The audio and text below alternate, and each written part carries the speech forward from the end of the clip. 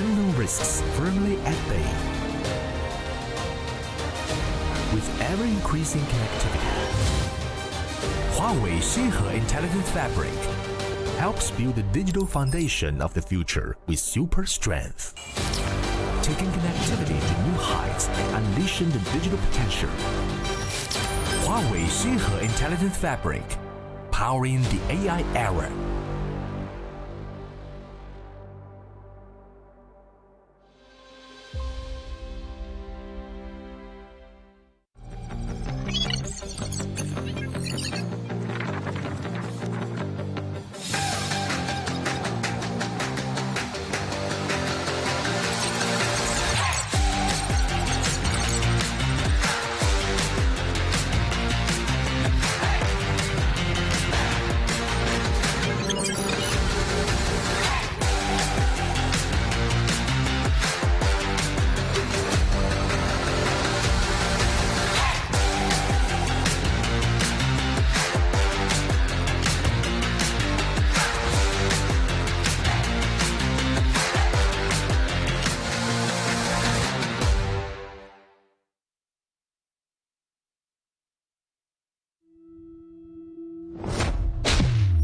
In the vastness of our galaxy, civilization came to flourish. From knot records to early writings, from fire beacons to messenger birds, and from coded signals to video communication. Each evolution in connectivity has the power to change the world. Today, AI is reaching a tipping point in its evolution, where computing power will rejuvenate all it touches. Connectivity will once again push the limits, and together with computing power, open up a future of infinite possibilities. In the AI era, Huawei Xinhe network delivers limitless computing power via ubiquitous connectivity. Through connected computing power, together we can scale amazing heights and experience nature's ever-changing magnificence. And together we can safeguard production security throughout vast underground mines. Through connected computing power, together we can unburden ourselves from our confines and gain insights into opportunities. And together, we can make cities smart across every street and alley.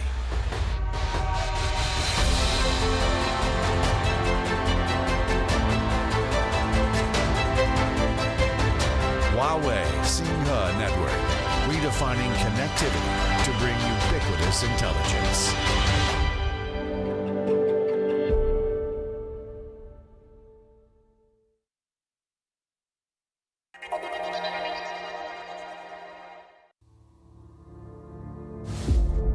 Throughout the human history, there are always driving forces moving us forward. Any transformative journey starts with every brave quest. As we navigate the vast expanse of the world, bridge the gaps between continents. Information transmission is now integrated with virtual reality. Connectivity is evolving and expanding the world once again.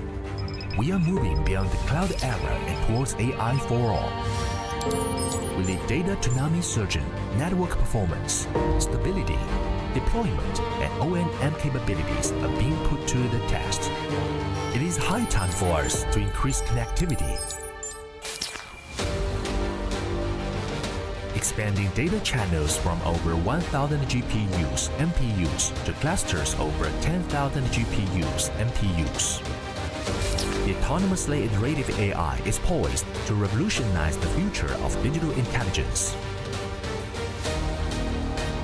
Continuous service networks with seamless user experience ensure secure and uninterrupted production lines, empowering the never-ending hustle and bustle of life. Access to a common language across different devices, making cloud services covering the entire ecosystem easily available to us. Pre-warning of security risks by capitalizing on global awareness, keeping unknown risks firmly at bay. With ever-increasing connectivity, Huawei Xinhe Intelligent Fabric helps build the digital foundation of the future with super strength, taking connectivity to new heights and unleashing the digital potential. Huawei Xinhe Intelligent Fabric, powering the AI era.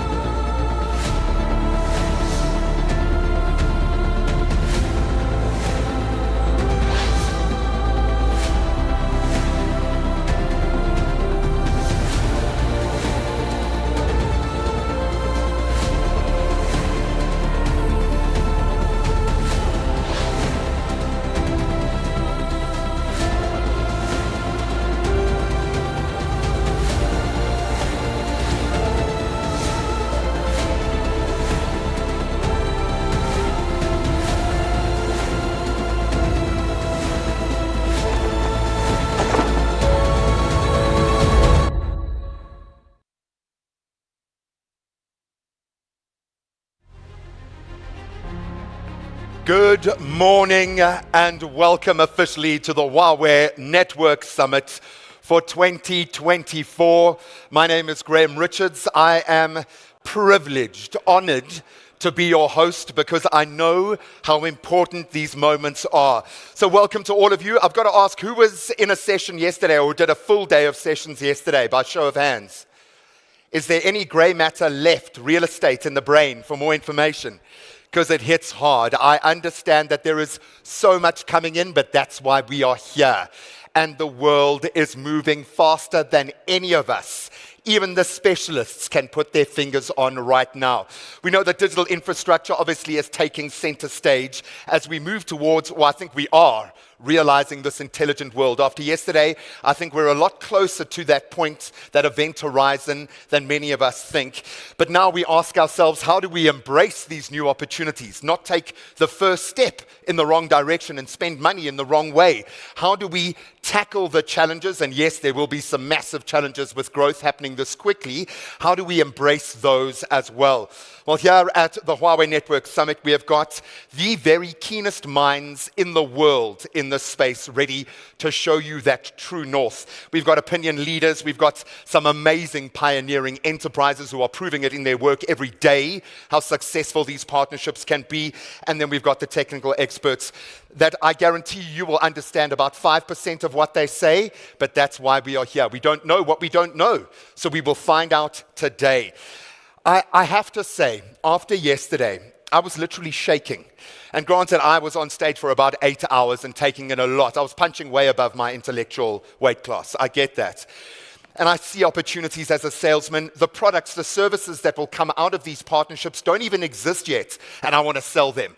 Because all of those value proposition gateways for a small business, for instance, they've been ticked. The baseline has come up with the technology and the requirements within the service ecosystem. That box is ticked. What hit me was the gravitas of this moment. And I'll use Mr. John Tullett from the IDC as an example, just jumping on my soapbox to get it out the way. So he represents a neutral body. Neutral, no vested interest. He's not a salesman by any stretch. He's not projecting a future based on a possible positive outcome if we buy, sell. He's out of that zone. He is a neutral there to reflect the landscape. From a year ago, his tone, the language he's using, the emotion that he speaks with has changed to the point that we could be 20 years ahead of what he projected just a year ago.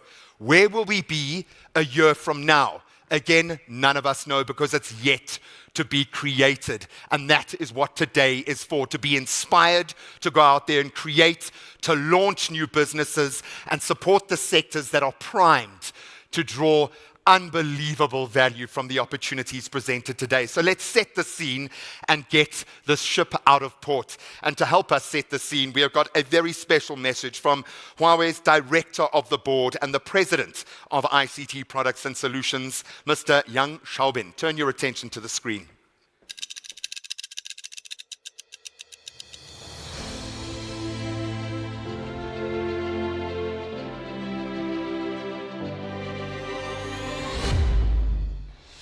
Hello everyone, welcome to the Huawei Network Summit year 2024.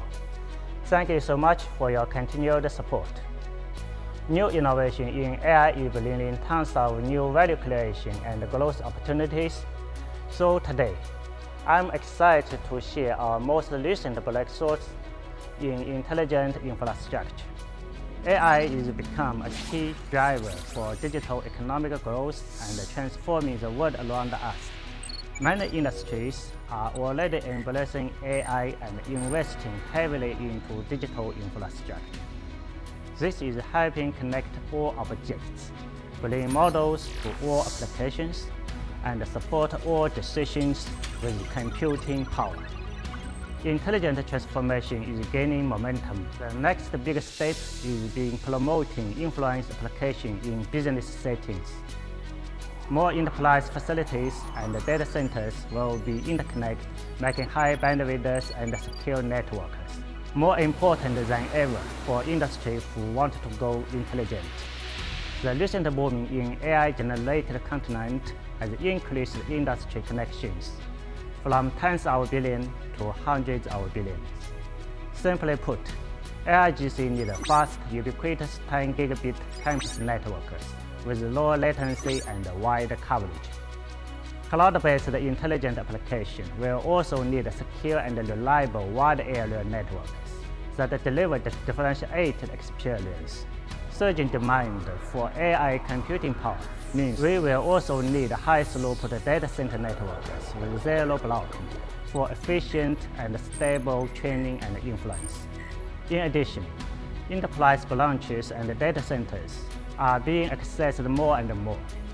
This means that all industry will need strong security that integrates cloud, network, edge, and device. Last year, Huawei worked with industry partners to define a next-generation reference network architecture based on Net 5.5G. And at this year's Mobile World Congress, we launched our new Net 5.5G intelligent cloud network solutions. These AI-powered network technologies are innovative in two ways. First, they are developed for AI, which means they support 400G hyper-converged data center networks, 400G wide area networks, Wi-Fi 7-based campus networks, and SASE-based network security. This creates end-to-end computing networks that support both training and inference, and efficiently transmit computing power and accelerates AI adoption. Second, they were developed with AI to intelligently improve network experience and digital twin capabilities. For example, in content-driven autonomous network powered by network OM models and digital map can help customer improve efficiency. Huawei uses innovation to create leading ICT products and solutions. We have worked with customers and partners in over 170 countries. 267 Fortune Global 500 companies choose Huawei as their partner in digital and intelligent transformation. We want to help our customers and partners grow and thrive with intelligence. And so, we are working together on innovative network technologies, increasing investment into data communications, and tailoring our products and solutions to industry scenarios. This will get us to the intelligent world fast.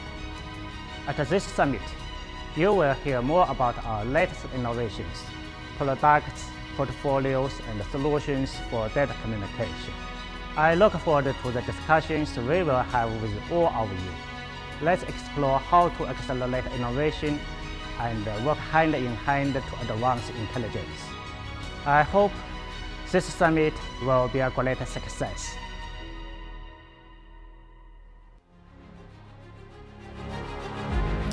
Working in service for the world as the tip of the technological spear. And I think South Africans, why we resonate so well with the Huawei family is because we too understand that obligation. When you do know what your responsibility is, you have an obligation to apply that and work in the service of others.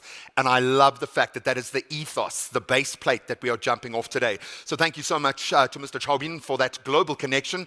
Let's now plant our feet firmly in this beautiful African soil right now. And we're going to invite the president of Sub-Saharan African Enterprise Business from Huawei to officially open proceedings. Please welcome Mr. Victor Guo.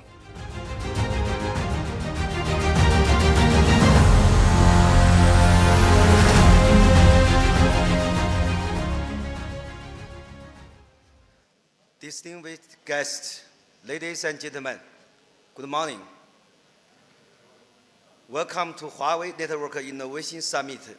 I'm Victor. It is my pleasure to see you here in Johannesburg. First of all, I would like to express my sincere gratitude to our customers and partners for the continued trust and support of Huawei.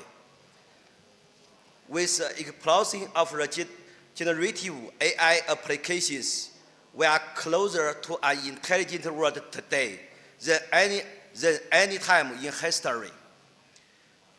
We are about to enter the intelligent economy era from the digital economy era. And the intelligence economy will become a main engine driving the future growth. It is predicted the intelligence economy of Africa will reach $1.2 trillion by 2030. ICT infrastructure is the foundation of the intelligence economy. Meanwhile, IP network are the bridge between IT and CT, covering our production and office procedures of the enterprise. As underlying the digital infrastructure, IP network have never been so important. To ensure that we stay at the forefront of ICT innovation and provide the best network to our customers globally and in the region. We have continued to invest in R&D heavily. For more than 20 years, Huawei has been leading the development of data communication technology with more than 10,000 R&D engineers and more than 100 scientists.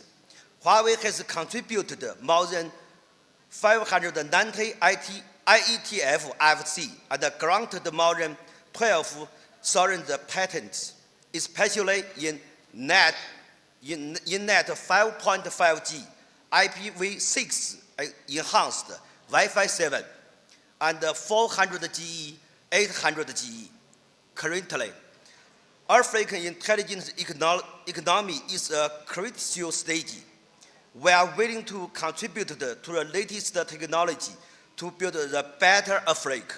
Today, at the flagship event, we are going to talk about the hot topic such as datacom industry development trend, Huawei key technological innovation, success cases from leading customers.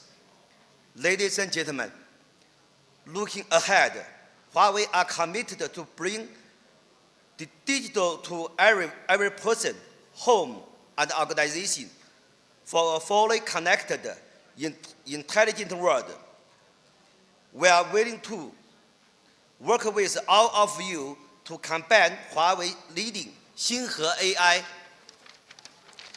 network capabilities with the new application in the various field. contribute to accelerating Africa's intelligence economy. We hope this summit can serve as a platform where African customers, partners can discuss the future network technology, development trend, and accelerate technological innovation. We are also share the future evolution plans of our data communication networks, as well as our latest products and solutions. I hope this summit will be great success. Thank you very much.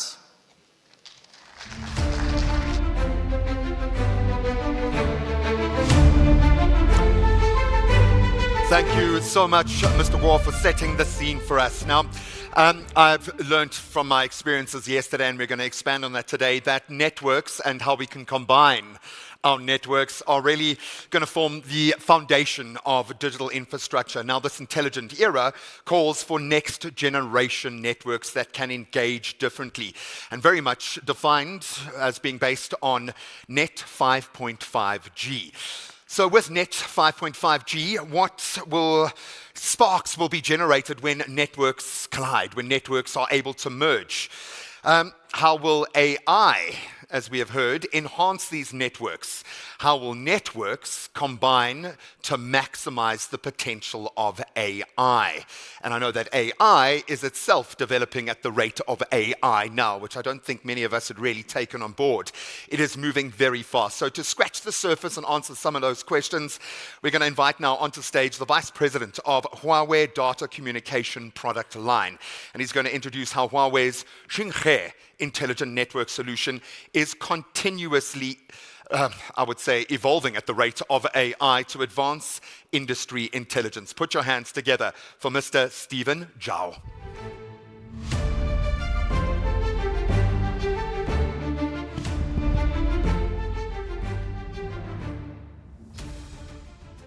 Ladies and gentlemen, good morning. I'm Stephen, come from Huawei Datacom product line. I think today is welcome all the customers come to our Huawei Network Summit. I think it's the first time to enter the South Africa. I think in this summit, I will share some latest innovation about the AI era. I think all the solutions will be help for you digital transformation and for you as a intelligent era transformation. Just now I mentioned for the AI era. Maybe all the customer ask me, what's the AI era? I think everybody know about the ChatGPT, everybody know about the Huawei Pangu large language model, but how can we feel the strength of the AI era? You can see a serious figure. I think until 2026, about 30% enterprise will use AI technology.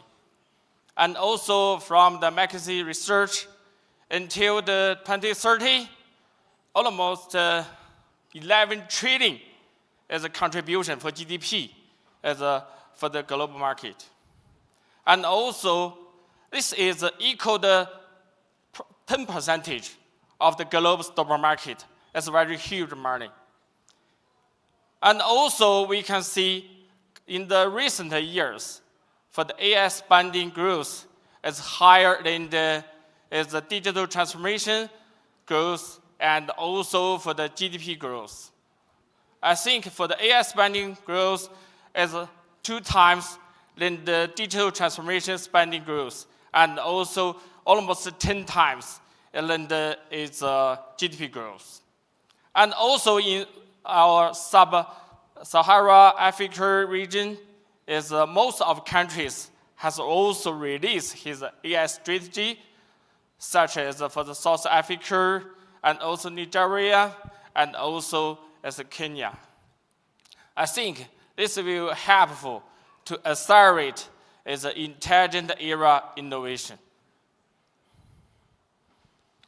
I think many industry have grown ahead than the other industry.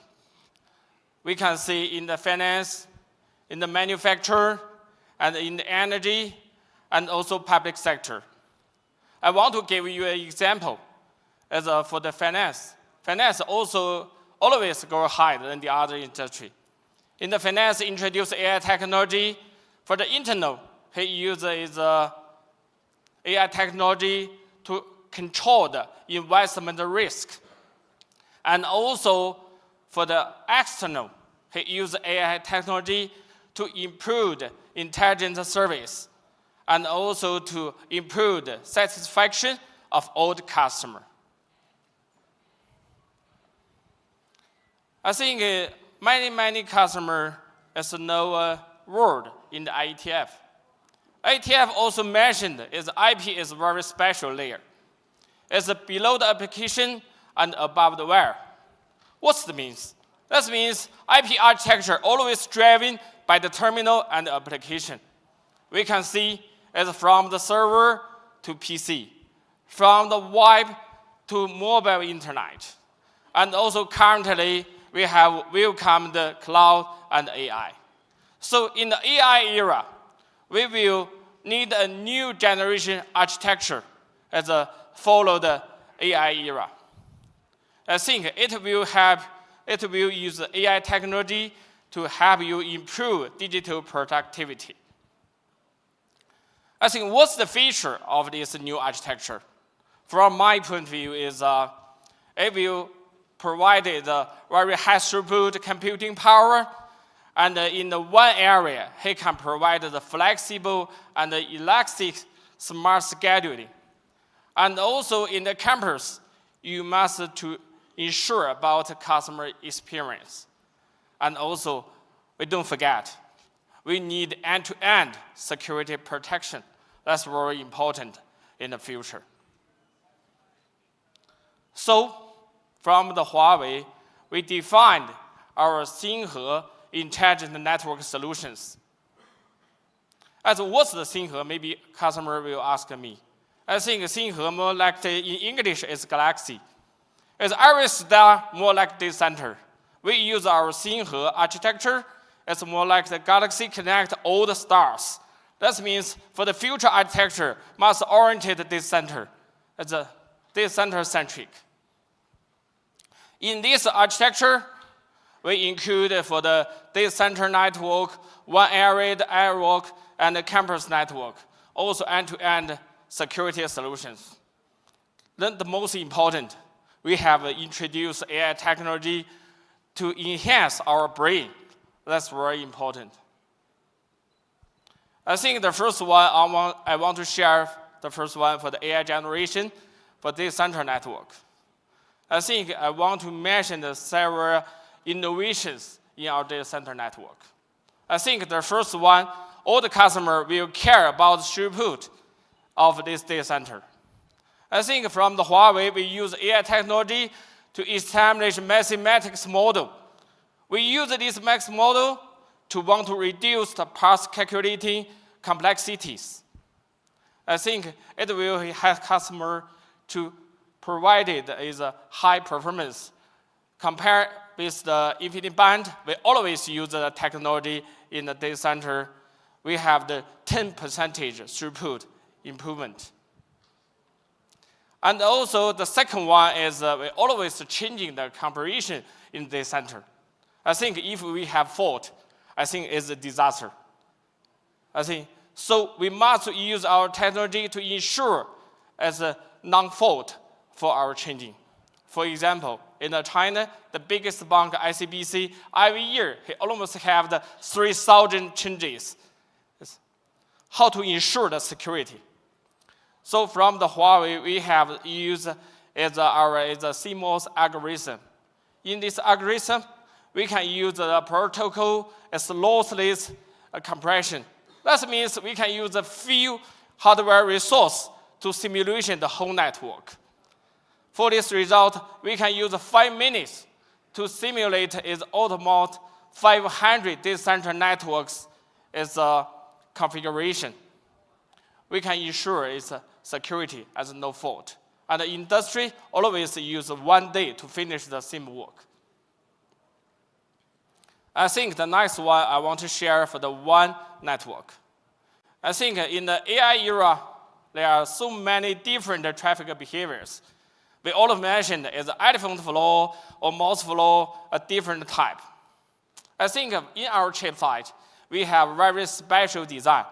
We don't use the control plane, but by our chip side, we can automatically to identify this elephant flow or mouse flow.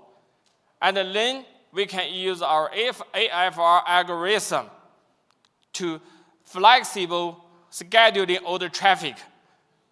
What's the target? We can use this algorithm to help customer to improve network carrier capability. From our simulation and the real implementation, we can improve the network capacity from the 40%, almost double, to the 70%. That's very important. And also in the material, we have already used these similar solutions. We improved this whole network utilization about 30%. I think the next one I want to share is a campus network. At the beginning, I already mentioned in the future, if we introduce the AI technology to the campus, currently most of the company has already used Microsoft Pilot, and also we have introduced AI PIN, Raptor R1, so many new smart terminals. And also, what we can do to help customer to improve the experience by using these new terminals. I think the first one, as you know, is currently most of the campus has used wireless to replace wired network. So the wireless experience is very important. So Huawei has designed our dynamic smart antenna technology. We combined maybe the antenna technology and anti-interference algorithm, and also beamforming. We use this new technology and to help customer improve the signal of the whole wireless network. When the customer is roaming in this network, the signal always follow your trace. And we can ensure you can get a wireless signal about double strength enhanced. I think the second one is after pandemic, we have already habit to have the video cameras in the different branches. But how can we ensure the experience? Also, in the last year, we got an example in Italy, some famous banks, when he have video cameras, the customer has stopped and frozen. I think the boss is very angry. So we think about how to help customer to solve this problem. So we designed our VIP channel.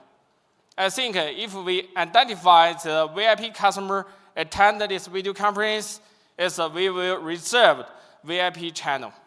And if when the VIP has already finished his job, we can release the bandwidth for the whole traffic.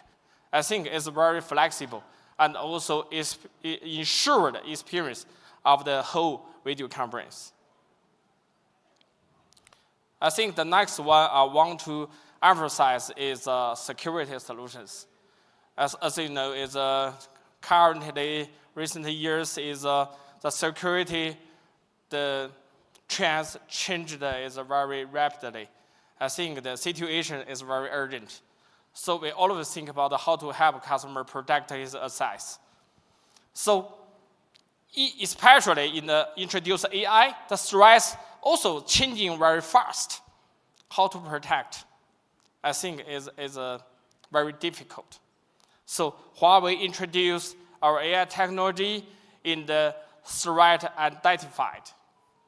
I think what the traditional way is they always use an external sandbox to help network to identify what's the ransomware virus.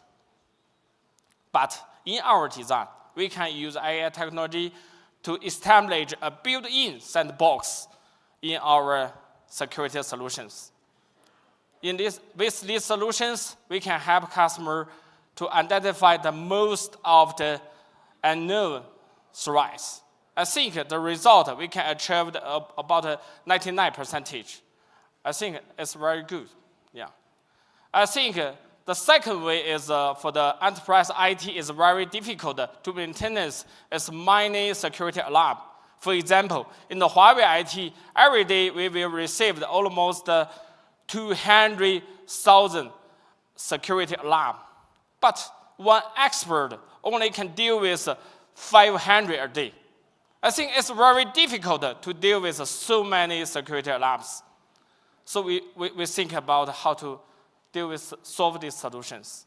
So we introduce our AI technology and also with the generate 8,000 rulers and to elicit noise model. With this technology, we can help customer to automatically deal with security alarm.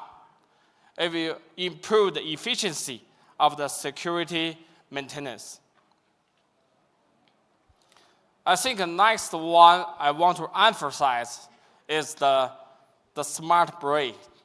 In our Xinghe network, I think most important, we introduce our autonomous driving network architecture. In this architecture, we introduce the AI as technology to generate a very smart brain. We name it the NetMaster. At the beginning of this year, in the Mobile Congress, we have released this is a large language model in our maintenance system. In this system, you can change the traditional way maintenance with. You just use dialogue with to maintain the network. For example, you can ask this language model what's the problem of these current networks. He can quickly to output the report of this whole network. And if you find someone have the issue, you can to deep dive into this issue. He can give back the report of this deep dive point. That's very important. Yeah. I think with this technology, we have already pilot in all of the China enterprise. He gave us a very good feedback. I think based on our Xinghe network, we also to think about how to customize solution for the old industry. You can see we can to define the different type of the intelligent network for the different industry. For example, for the finance, I think we also have the customized innovation. We name it data redundancy emulation. As you know, in the bank, the one bandwidth is very expensive. We can use its innovation to help customer to do the data compression. The compression rate can achieve 3-to-1. That means in the same bandwidth, we can help customer to carry almost 3 times data traffic. I think it's amazing. And also for the healthcare, we also use our Wi-Fi solutions to design innovation for the distributed Wi-Fi architecture. In these solutions, we named is radio over fiber new technology, and also combined with the hybrid cable, we can realize that one access port can cover about 64 rooms in one building. It also can help doctor to in the daily routine checking as no packet loss, as very frequently to check the status of every patient. I think in the last one, I want to mention also innovation in the SME solutions. In this solution, we launched different new models. I think in the first one I want to mention is the AP160. It's the industry, the thinnest wall installation access point. In this model, our throughput can achieve the 1.8 Gbps, and also he have the very good as material. He has used 2-layer as graphene. It will help customer to achieve very good heat dissipation performance. And also the next one I want to mention is auto model. In this auto model, we named the AP761. It's also integrate of the new generation smart antenna technology with internal antenna. We can achieve about 500 meters distance. And also we can to get the 3 kilometers mesh technology. I think it's very helpful for all the customer deploy the access point in the outdoor is a scenario. I think at the end of our presentation, I want to mention is innovation is a culture. It's not only one product innovation. It's also not only, but also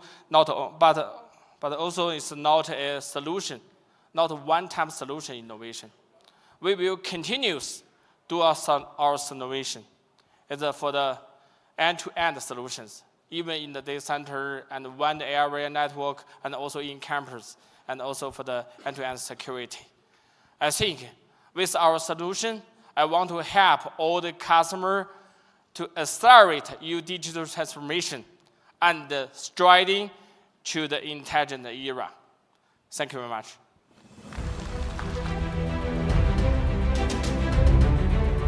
Thank you so much, Mr. Zhao, for presenting a very compelling new ecosystem to delve into. So let's open the store doors. We are so excited to launch Huawei's brand new networking products and solutions. But first, take a look at this.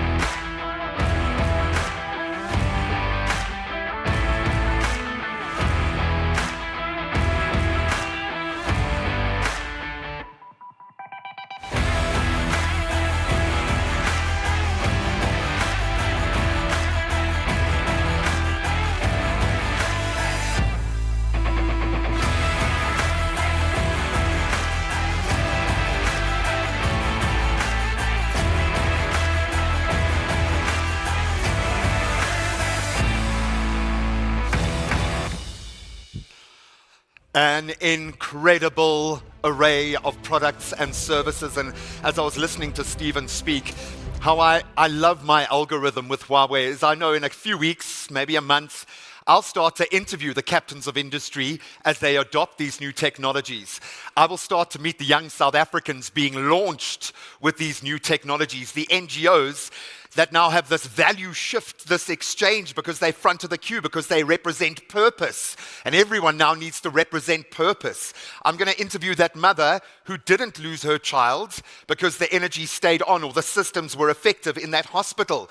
I have to remain accountable to South African people every day of my life. These tools matter. This moment matters more than any of you can possibly know, so let's mark it. And I want you to experience this moment with me, along with some major key role players in this beautiful new ecosystem we're creating.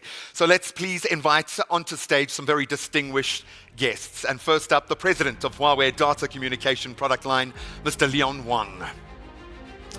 Then he is joined by President of Sub-Saharan Africa Enterprise Business at Huawei, Mr. Victor Guo. And then Mr. Jason Hare, the Vice President of Huawei Global Enterprise Network Marketing, busy man today, and Solution Sales Department. Then Mr. Francois Swart, Chief Digital Officer of Massive and Chief Technology Officer of Vumatel. And then Mr. Martin Mirero, CTO of Kenya Communication Authority. And finally, Mr. Fisui Omotayo Anthony, the Senior Assistant of the Lagos State Governor. Thank you so much for joining us. Give them another round of applause. And they deserve that kudos on the work, on the back of the work that they do every day, not just for being here today. So thank you so much, gentlemen. Now, I don't want to be with a company and an ecosystem, to use the term again, that is this technically advanced. I don't want to be the guy who messes this up. So we need clear instructions here. Okay, we're going to work together as a team. So I want you, not touching the glass, to hold your hands above the handprint on your device.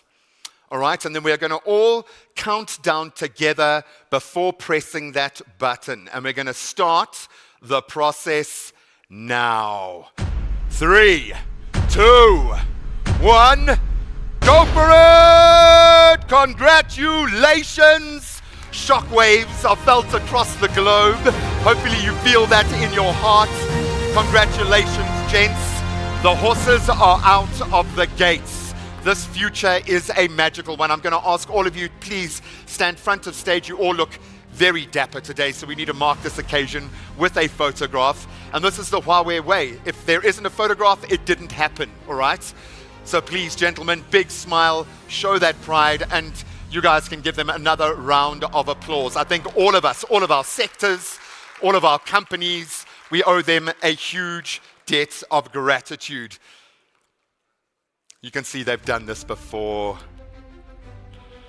Absolute pride to be on the stage right now. Gentlemen, thank you so much. You can take your seats.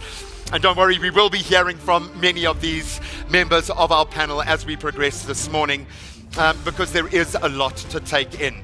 Now, I know a lot of people almost wanted to put their hands up. The second you hear Wi-Fi 7, people are like, sorry, what? Excuse me? And yes, with good reason. We are going to give the stage now to a gentleman who has possibly the most unique perspective on how innovative Wi-Fi 7 technologies are currently and are going to shape the future of digital prosperity. And I love that word. Please put your hands together for none other than the technical editor of the IEEE himself, Mr. Edward Au.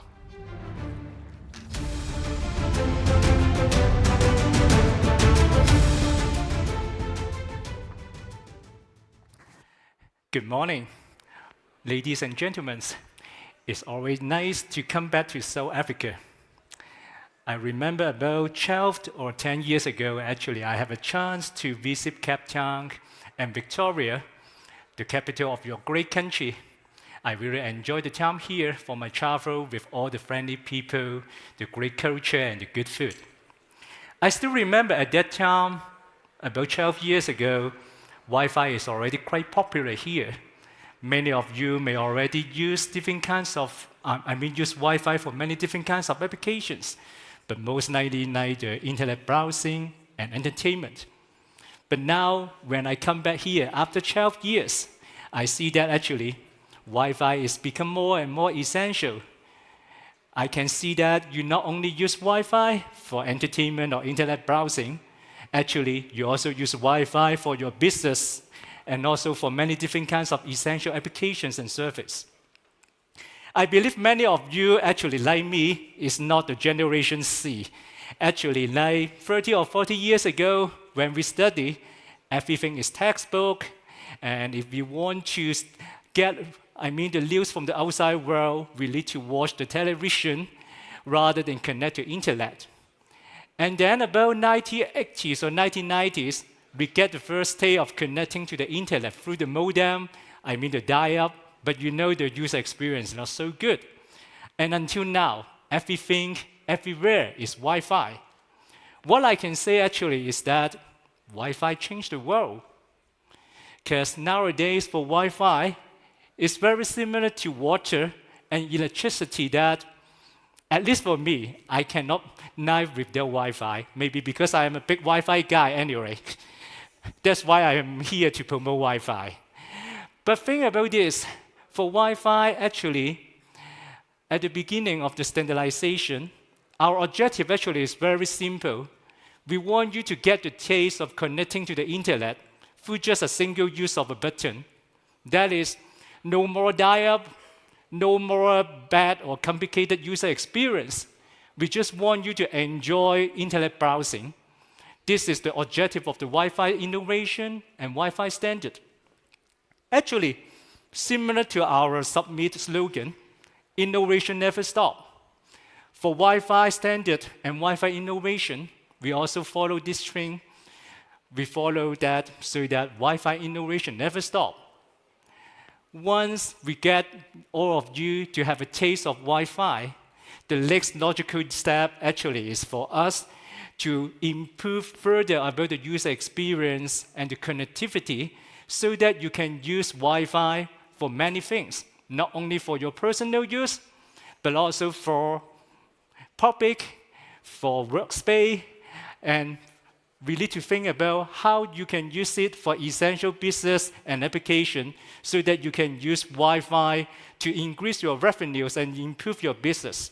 No matter you are from many different sectors, nice transportation, smart manufacturing, education, finance, government, healthcare, and the others. This is what we want you to use Wi-Fi to experience and to maximize your business. So actually, as I mentioned, Wi-Fi actually is doing good. Wi-Fi actually is now necessary, as I mentioned. And one of the things that I want to mention is that in addition now you can use Wi-Fi for any time and anywhere. Actually, it's also doing humanity good. And it's also actually contribute to the country's economic value, that is the dollar value. According to a recent report, actually, Wi-Fi contributes to the world's GDP, the gross domestic product value, and it contributes to the world economy with about 3.5 trillion US dollar in 2021.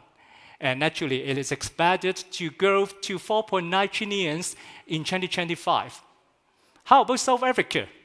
Actually, the report also mentioned that in South Africa, Wi-Fi contributes to about 30 billion US dollar in 2021, and it is expected to go to 44 billion in 2025. So you can see Wi-Fi is not only a necessary, it's also help your country and the whole world to improve the economic value. But circling back to the topic today, Wi-Fi 7. Many people ask me why we need to have Wi-Fi 7, right? Wi-Fi 4, Wi-Fi 5, or Wi-Fi 6 is already good enough. So why we need to have Wi-Fi 7 rather than the other existing products? And actually, I also hear many of you to complain that, oh, for the past few generations of Wi-Fi, we just care about improving throughput, improving the speed. But how about the other factors? Rather, we can have a service guarantee, we can have a better performance improvement. How about security? And how about we can give some of your clients some VIP access? That all of the requirements that we hear, we listen. We understand that this is what you want on top of the throughput and improvement. Just like our company, some of you may know that our company have a core customer value, that is the core customer-centric innovation.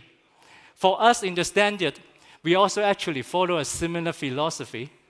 We want to produce high quality and market-relevant standards so that all of you can use. That is, it's not just a PDF file that you can ignore it. We want you to use it, to implement it, so as to maximize your business opportunities and revenue.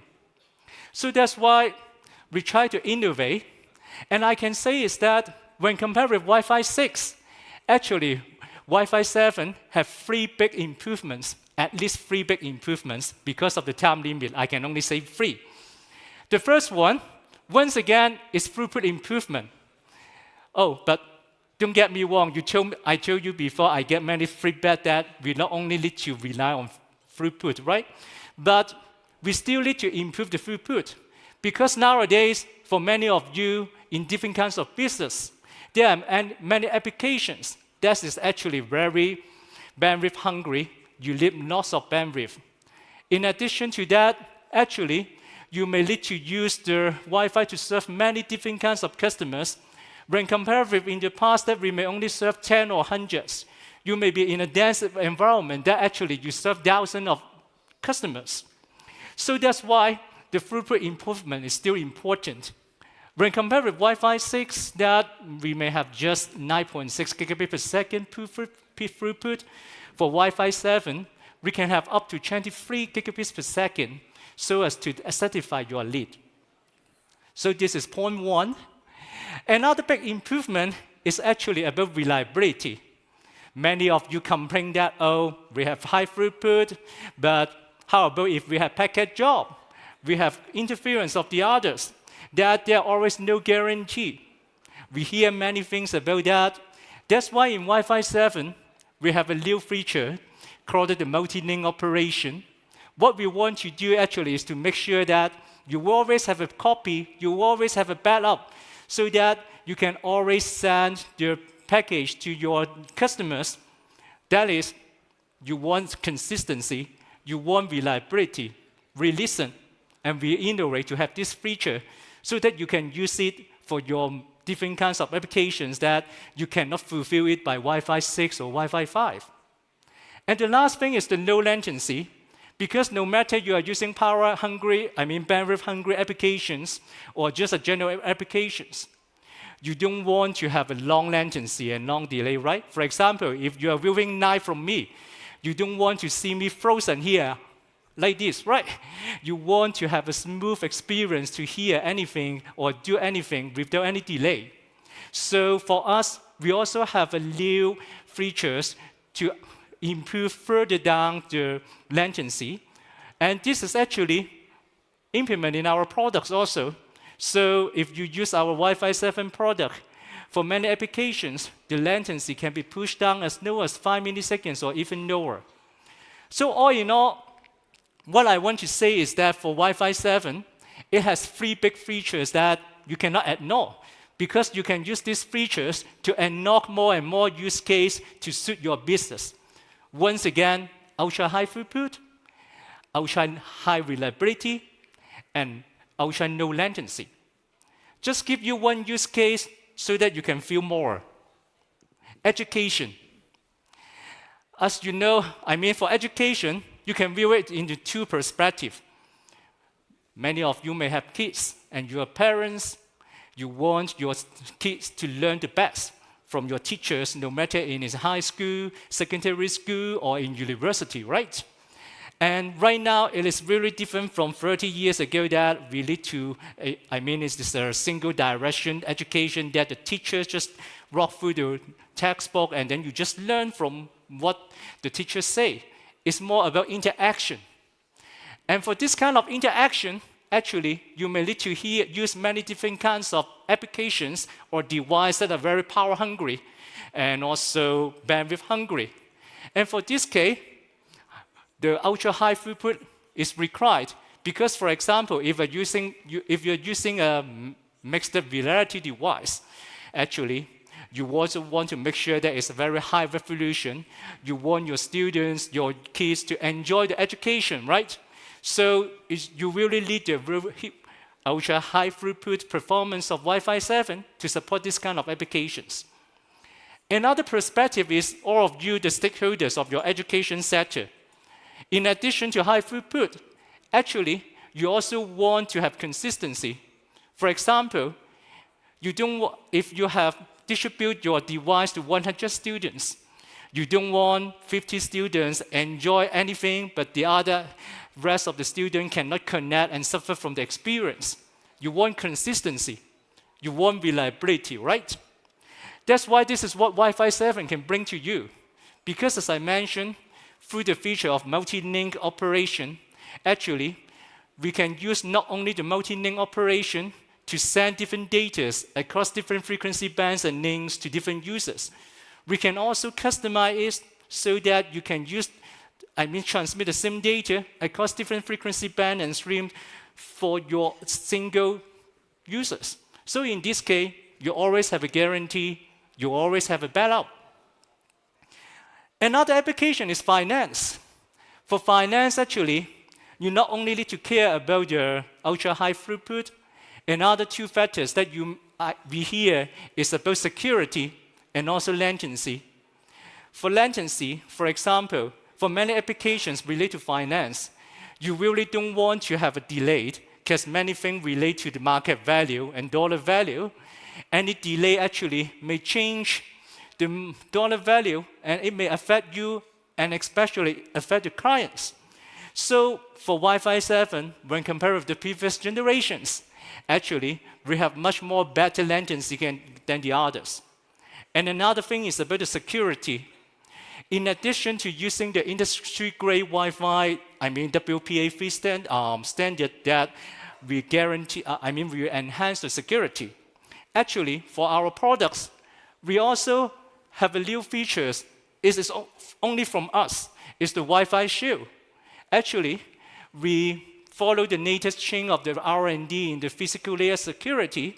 We want to make sure that all the bad people cannot listen to what we really want to transfer to your client. We send the right noise to them. We make sure that they get interference. They cannot hear anything. So this is really a great feature that not only use the WPA feature to enhance the security, but also make sure that whenever you use our Wi-Fi products, actually there's no leakage of data. Anyway, circling back, one thing I want to mention is that for Wi-Fi 7, actually, I need to thank many of you, the stakeholders, and our customers, because many of you actually provide us feedback how to improve the Wi-Fi innovation, how to improve the standards so that it is more practical to use. And actually, because of you, we are actually doing much better in standard development. For standard, actually, it is not like a few people sitting in a room to discuss and to see which features are good or bad. Actually, if you have a chance to come to our meeting every 2 months, actually, we have at least 400 people sitting in the room to argue with one another because we have different agendas, we have different topics, and we want to make sure that your requirements can be adopted in the standards so that you can use it. So I am happy to say that actually, many of the ideas inside the Wi-Fi 7 standard actually is from us.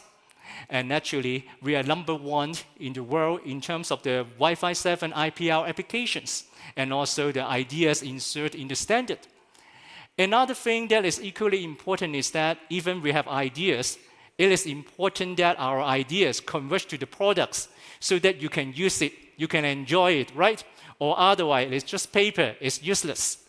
That's why I'm very grateful we have a great team of engineers who transform our ideas into the products. And I am happy to say that we achieved many #1 equally. We are the #1 in terms of we are the first one for the Wi-Fi 7 enterprise-grade access point deployment. We are also actually one of the first companies in the world that get the important certification brand mark from Wi-Fi Alliance. That we get the Wi-Fi 7 certified brand mark that demonstrate the excellence and interoperability of our products. So if you have a chance, talk to my colleague after the end of the event to think and to sense our products. Lastly, I know I am over time already, I'm sorry. But one thing I want to say is that because of you, all the demands, our innovation never stops. While I am standing here to talk about Wi-Fi 7, actually, we are already thinking about Wi-Fi 8. Well, you can call me crazy. You can call me crazy, no problem. But the point is that we hear lots of feedback from all of you. You want us to further improve. You want us to make sure that after 5 or 10 years, you can come back to our college to say that we lead the Huawei Wi-Fi 8 products. So that's why we are actually thinking about what to do in Wi-Fi 8. Just like our president's speech in the past, one of the things that is important is artificial intelligence. Actually, in Wi-Fi, we are already talking about the possibility of using artificial intelligence and machine learning to further improve the operation of the Wi-Fi to minimize the capacity so that you can enjoy more. And another thing is that in addition to the lower frequency band that we are always using for Wi-Fi, we are actually thinking about using the higher frequency band like the 60 gigahertz band, that we have more bandwidth for you to enjoy, but there's already trade-off. It's a shorter distance. But anyway, this is just a few topics that I just want to let you know that we are working hard to satisfy your need. Once again, because we understand that you are all of our global partners, we just want to make sure that you can have the best product to use for your business. So that's why we continue to innovate. And from time to time, please humbly give us feedback, and we are happy to work with you, all of you here, to further improve our products and also the standard. But once again, thank you for giving me a chance to talk about the Wi-Fi 7, and thank you very much. No, Edward, thank you. And yes, you are a little bit crazy, sir, and we will embrace the crazy in this room. I would love to know, of that GDP contribution, how much of that came in the form of coffee being sold in an establishment that has free Wi-Fi? Because that's kind of the South African way. You can maybe start at a bootleggers. But Edward, thank you for making that information a bit more accessible, i.e. dumbing it down for us so we can truly understand. Very, very powerful. Now, coming from a Cape Townian, this might surprise you, but my favorite neck of the woods in South Africa is KZN. Unmatched beauty and unmatched infrastructure because of the passion behind the people who are driving it. There is no better way to explore and get a taste of South Africa than by visiting KZN. But of course, it needs to work and work well, and they are very quickly embracing new technologies. So now to give us a bit of a window into how his excellent experience in high-quality Wi-Fi 7 campus network in that space is bringing their vision to life. I'd like to invite onto the stage very proudly the CIO of KZN's Department of Transport, Mr. Ntutuko Ndimane.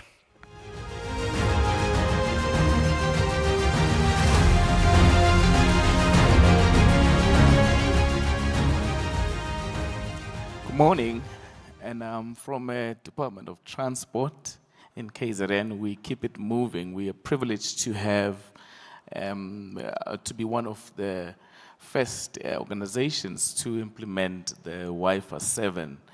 And it's for us, it was just to try and ensure that we future-proof our investment in terms of implementation of the digital strategy. We as a department are actually one of the biggest provinces in the country where we've got a road network of about 7,000 kilometers. And of course, we are amongst the biggest departments or provinces that provide that road network, being the third department or third biggest province in to do so. And we also commute about the second biggest population of people through public transport. And of course, we've got quite a few things that then we need to take care of when it comes to digital transformation in the country. And we have a 6-pillar strategy, which is looking at digitizing and enabling transportation in the province. And the first part is to deal with our citizens and to try and make sure that our citizens, of course, don't necessarily have to come to our offices. So a service catalog that we have and the services that we provide as a department, that we fully move them so that they are digital, and the consumption of those services is through the online portals. But one of the biggest challenges that we have as a province is issues that are relating to road safety. And in trying to reduce as much crashes and fatalities that we have and we're experiencing in the country, of course, the province being one of the biggest contributors. So part of the things that we're trying to do now is to try and see how do we leverage on the data and the intelligence that we can leverage on to reduce the road crashes and the fatalities. But one of the biggest things where I'm going to touch on when it comes to dealing with issues relating to the Wi-Fi 7 and the use case in our province is dealing with smart public transport, where we want to eventually try and understand all our passenger movement. We want to try and understand what passengers, what mode of transport our passengers are using, whether they're using an e-hailer and they're moving to a bus or a taxi, and how they do that. So that becomes an important part for us. And of course, we also want to bring an understanding of who is in a particular taxi, or in a particular bus, who's the driver and who are the passengers. So we want to link a vehicle, we want to link a driver, we want to link passengers. We want to understand the routes within which they are moving. So providing Wi-Fi to all those people becomes important, and harvesting on the data is also important. But part of the other things that we are looking at doing as well is establishing a command center for all transport-related information, where we start harvesting all transport-related information in the province in order to ensure that we improve efficiencies in terms of our operations and traffic management operations. And of course, part of the biggest things that you all encounter are issues relating to infrastructure. I said we keep it moving, and you use our roads quite often to make sure that you commute or you move your goods or you move yourselves. So part of the things we are looking at doing is to making sure that we're implementing a smart road infrastructure, a much more intelligent road infrastructure, which is going to start to understand your needs and give us what your needs are. And we then can improve in terms of our maintenance, in terms of how we're doing assessments on our road infrastructure. And of course, in doing so, we want to try and create a modern workplace where we have these campuses which require Wi-Fi 7 because of the huge demand that we're experiencing in order to ensure that we provide Wi-Fi to our citizens currently. What we've been doing quite a lot is, of course, as I've said in the previous slide, is to get a lot of requests. When people walk into all our facilities, all they want, or the first thing they need is Wi-Fi. So they need a Wi-Fi password. When we have people come in, they need a Wi-Fi. So part of the important things for us is to provide that kind of a service. It has become more of a primary service to offer anybody who comes to a government facility. But one of the biggest things and one of the use cases that we were looking at when we were looking at the future was to see how do we then, if we want to start understanding passenger movement in terms of public transportation, how do we then start harvesting that kind of information? And part of the things that drove us into Wi-Fi 7 was to see how do we then digitize our taxi stops and ranks? And how do we provide Wi-Fi so that people can start logging in and we just get an understanding of who is there at the particular stops, even to a point of them being able to communicate with the drivers that are moving around to just come and pick them up. So for us, that became an important part, and we had to look at it from a future point of view. Of course, we had an opportunity to implement Wi-Fi 6 at a particular time, but we thought implementing Wi-Fi 7 becomes an important part. And of course, reputation is important for us. I mean, if we're providing Wi-Fi, we need something which is going to be reliable so that the citizens can begin to understand that we're providing a particular kind of a service. And therefore, Wi-Fi 7 became an option for us which we could not resist. And of course, part of the other things is that in terms of our campuses, it was important for us that we increase the network bandwidth, which could not be met previously with the other ones. And then in trying to balance out the two, the network bandwidth itself and the demand for Wi-Fi from citizens and the actual employees of the department, so higher bandwidth was an important aspect that we consider. And of course, efficiency in terms of our operations and management as well became an important part, that we minimize the disruptions. And unlike any other department that I won't mention, we don't want people to walk into our offices and hear the word, the system is down. And of course, part of the things that we have done then in implementing the Wi-Fi 7 solution was to procure the products that have been displayed. And like I said, we did say we are privileged to be one of the first to implement it. So we've got the air engines, the 8771s, and of course they're driven by the cloud engine as well from an architecture point of view. We are getting a throughput which is better than what we were getting previously, And in the throughput that we're getting, which is better than the one that we were getting previously, of course, we still have a bit of our own challenges with the last mile connectivity, which does not give us as much high bandwidth as we necessarily need. But of course, the efficiency that has been created cannot really amount to the challenges that we still currently facing.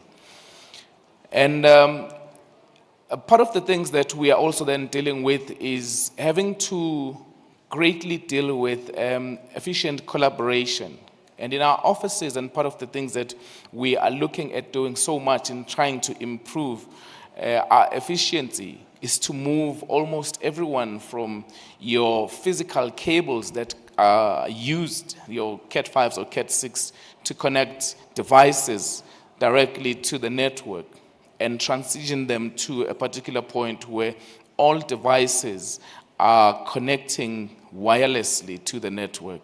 And of course, part of the things that we're hoping to achieve in that is that in terms of maintenance, we're going to cut down on maintenance in terms of the physical cables themselves that keep breaking, and we're going to continuously improve our services by using the wireless one. So that's an important part for us. And of course, like I did mention that we have experienced a great shift in terms of efficiency, in terms of our mobile offices, and in terms of the intelligent management as well, the ability to be able to monitor the devices themselves, to be able to identify the problems that are there on the network, to be able to resolve those problems quickly.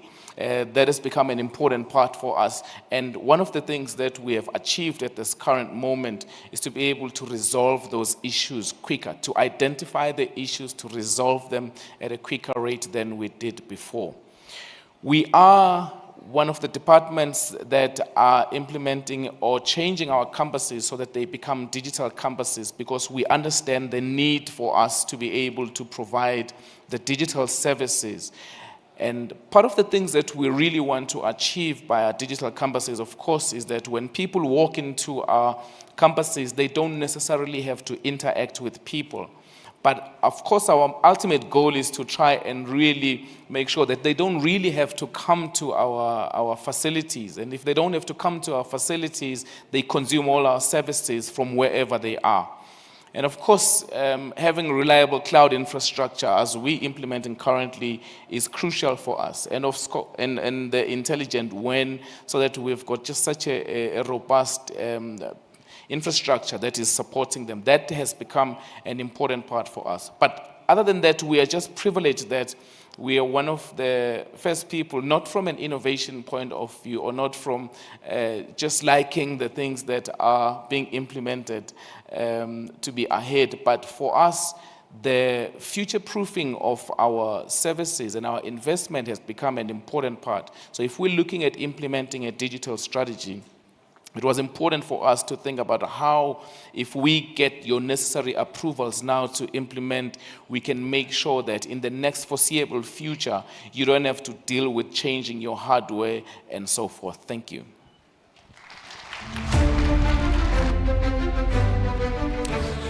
Thank you, sir. Thank you on behalf of the lives that will be saved. Thank you. And this is what I mean. When literally in this case, the tire touches the tar, it matters. Lives hang in the balance. So keep fighting that good fight. This is a true north that other governmental departments can jump on board. And you'd be amazed at how many major players in service delivery have used that as the line in the sand. Our systems are down.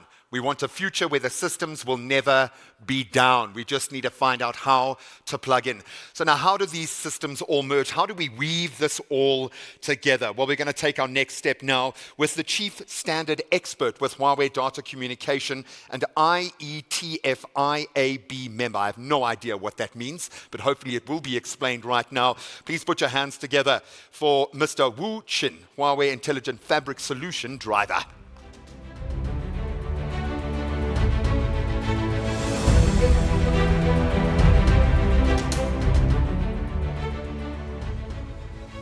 Good morning, everyone. My name is Qin Wu, and from Huawei.com. Actually, thanks for host for kind introduction.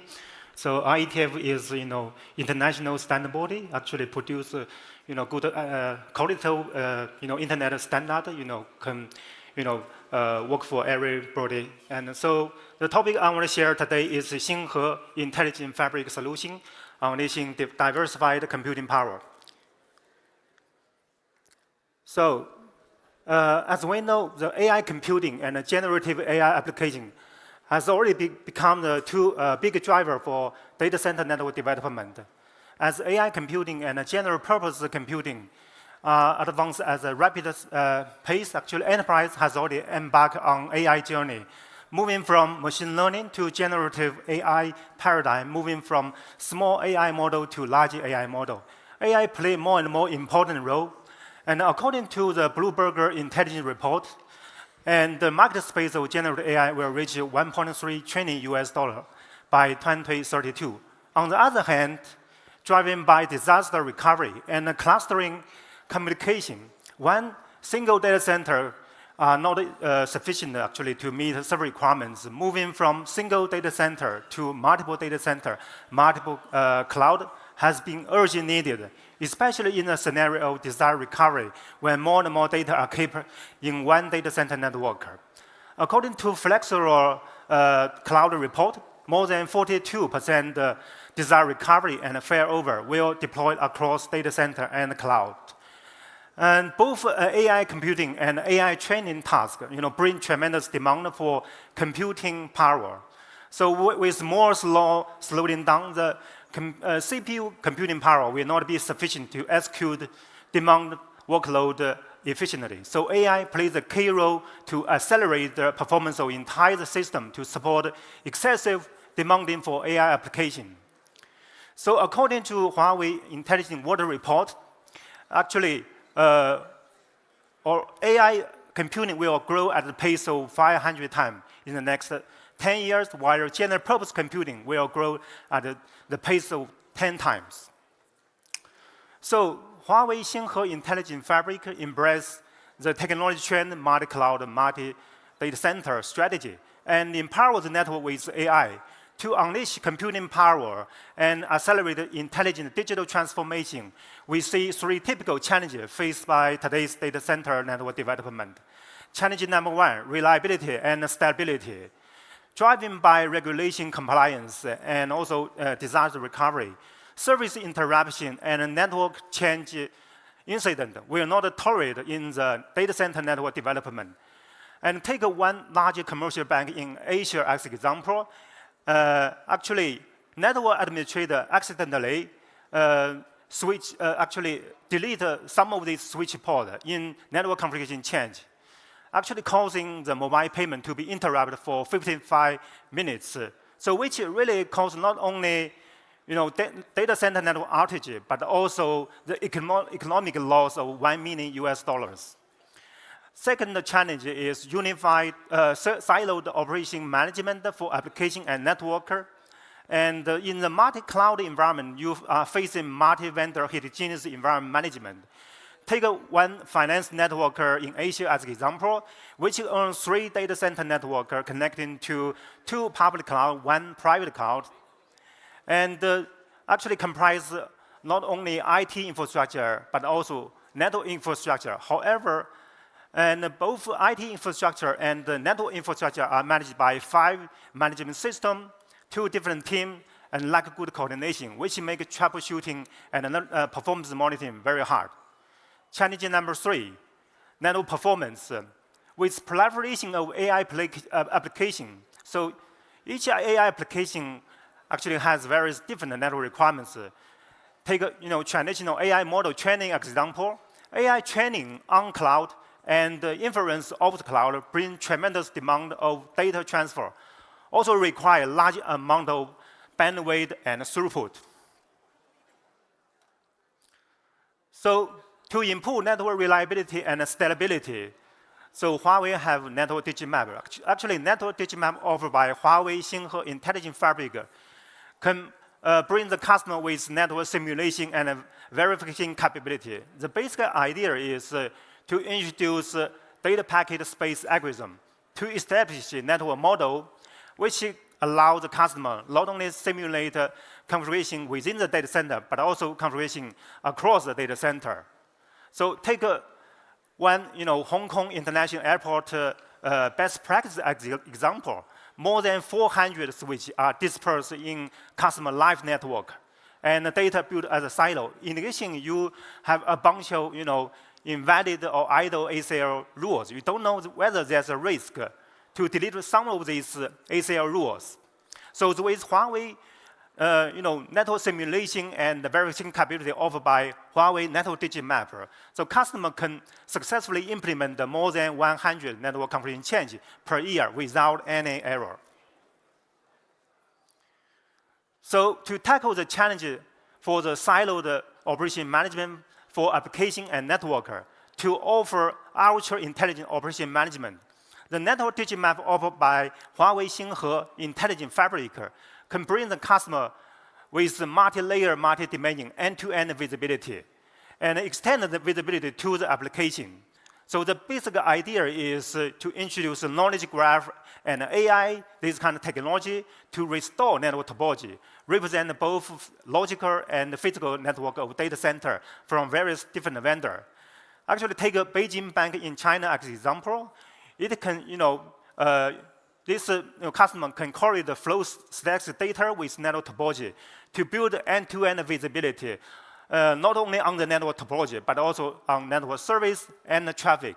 In addition, it can use flow monitoring tools to identify session exception at layer 4, so which can quickly, easily to locate the fault within 3 minutes. So for unified intelligent operation management, actually Huawei take a leadership in the IETF to work with top-level operator and the mainstream vendors such as Cisco, Juniper, Nokia in the IETF to drive network innovation. And we actually take a leadership in AI ops direction and network digital map innovation and network observability innovation. So this standard work can be broken down into the specification work in data plane, management plane, and the control plane, and covering network automation phase, network observability phase, and network intelligence phase. For network automation phase, the typical work like telemetry, BGP, PCP, this protocol, all developed by the IETF. Most of these protocol has already been published as RFC, so which really lay good foundation for third-party management, and also it can greatly improve multi-vendor interoperability. The second phase is network observability phase. Actually, we take a leadership work with top-level operator, create industry-first network observability working group. We call the IV working group, which focus on network inventory observability and can help enterprise customer better plan the location of physical box, physical component in an intelligent fabric as to assess the risk of each physical box. And for the third phase is network intelligence phase. Actually, we also, to work with like Swisscom, Telefonica, many enterprise customers to explore how AI can be improved to really improve operation management efficiency. So we actually created the first operator-driven working group, ops working group. In addition, we to really provide a fine-tuned differentiated user experience, we actually work with operator to drive intent-driven networking innovation and network as a service API development in the IETF. So all of these actually create open and intelligent in the multi-cloud era. And to provide the fine-tuned differentiated user experience assurance and offer ultra-powerful for network performance, the network digit map offered by Huawei Xinghe Intelligent Fabric can also bring the customer with global load balance capability. So the Huawei NSLB actually can offer this global load balance capability and encourage the collaboration between the SDN controller and the AI scheduler. And it can enable global path calculation based on congestion status of network-wide switch and to obtain the communication metric and based on AI training tasks assigned by each AI scheduler. In addition, it can identify the optimal paths based on congestion status and network topology data, and to deliver optimal paths to network-wide switch.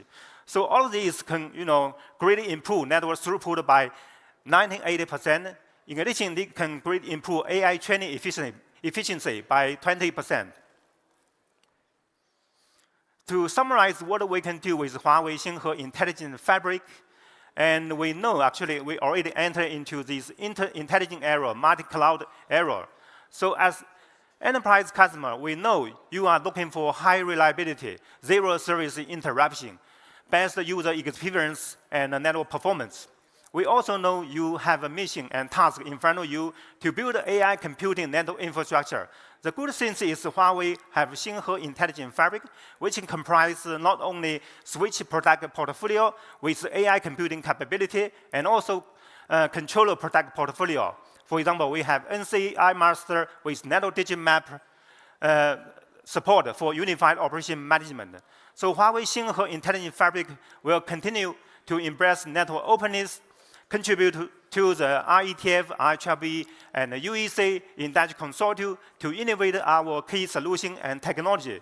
So we already take a leadership in AI ops direction and also network observability direction. And let's embrace the intelligence and also the multi-cloud with Huawei Xinghe in Intelligent Fabric, and we believe it will help you to accelerate moving toward autonomous networking level 4. Thanks for listening.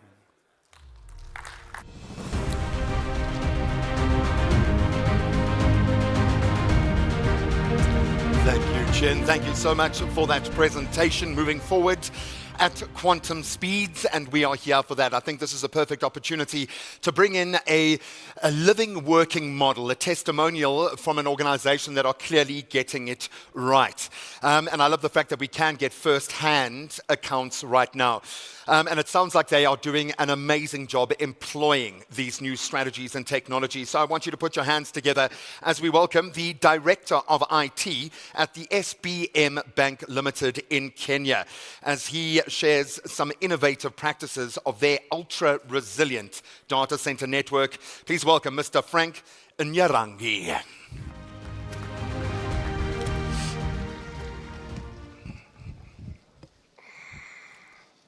Good morning, everyone.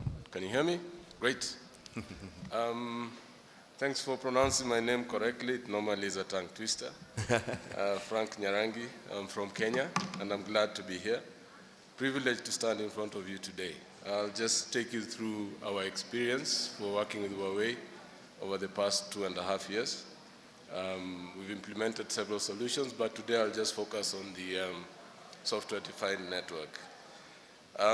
Like I said, I work in a bank, and I'm sure most of you are actually working with your bank in your pocket as a mobile app or maybe as an internet app. And that means definitely that the data center has to be stable. Several speakers have been here, talked about reliability, stability, availability, and that is key, of course, for a data center and especially for a bank. So we were moving from, sorry, one second. Yeah, so we were moving from a data center that is a cake, so to speak, a traditional data center, 3-tier, if you understand that terminology, but basically it means it's old school, and we needed to now become more stable. Basically, we had a lot of instability. The throughput was not significant. You've seen devices talking about 400 GB 400 GB in Ethernet. What we targeted was just to move to 100, but the most important thing was service stability and improve the throughput. Our devices were basically end of life, most of them, when we started this project, being a bank that had just set up in Kenya.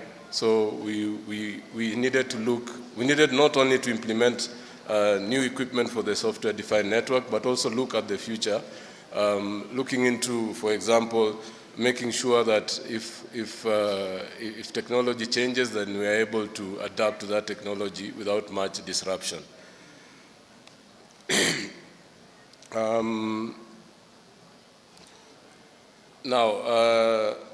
So that was basic. That sets the basic for our business case for upgrading the data center. And basically, therefore, when we looked at the available technologies at that time, Huawei came top, and through, of course, our normal, as most people who work for banks know, we're very process-oriented. You have to go through an RFP. Sometimes it takes 6 months. But nevertheless, Huawei came on top.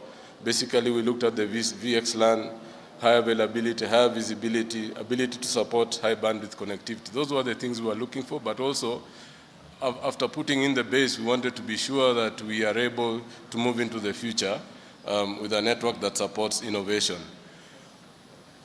Now, what we then what we have introduced in our data centers is we have introduced our Huawei devices. We have implemented the Huawei's software-defined network center, the data center network solutions. Cloud Engine is already deployed. We have what we call a spine leaf architecture. Sorry, I have to use some jargon, but I tried using ChatGPT, but there was no other way to define spine leaf. I'm sorry for that. And we had a high availability posture right from the beginning, right from the design. It was inbuilt that we wanted to have a design that, we wanted to have a network that is designed from the ground up, not as an afterthought. So currently what we have our data centers in several locations, physical locations, 60 kilometers apart. All of them are a replica of each other. We have introduced VXLAN. Our network is now very flexible. We move our virtual services from one data center to another seamlessly. Our customers do not notice, and this is just within 2 years. So this has been a very big base for us to improve our services into the future. Now, now that's about customer service, but as has been mentioned, there's also the issue of the administration of the network, the maintenance of the network, and that's at the back end. So for that, we're using the iMaster NCE of course, from Huawei, and the Intelligent Network Fabric. The network monitor provides data on a real time, and actually, to some extent, does some self-correction. Not fully, but to some extent. So some speakers talked here about network losses, packet collisions. These are things that currently the system corrects automatically and just alerts our engineers that this has been done. Kindly confirm that services are still up and running. So in terms of operations and maintenance, what we call O&M capabilities, I believe that we have ticked one of the boxes we were looking for right at the beginning. Now, during the design phase, we worked with the Huawei engineers and technicians, and we also had a partner. And we implemented, like I said, the new DCN, we implemented the spine and leaf architecture. And what was a surprise to us is during the migration from the traditional networks to the SDN, this was fully automated. So we did not do any manual migration. This was fully automated. And most importantly, we were monitoring the migration in real time. And when the migration was happening, services were up and running. Customers were not interrupted at all. Sorry.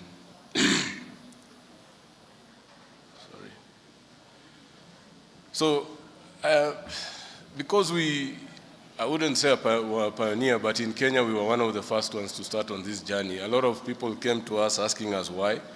And of course, at this moment, it's easy for me to say why, because hindsight is 20/20, as they say.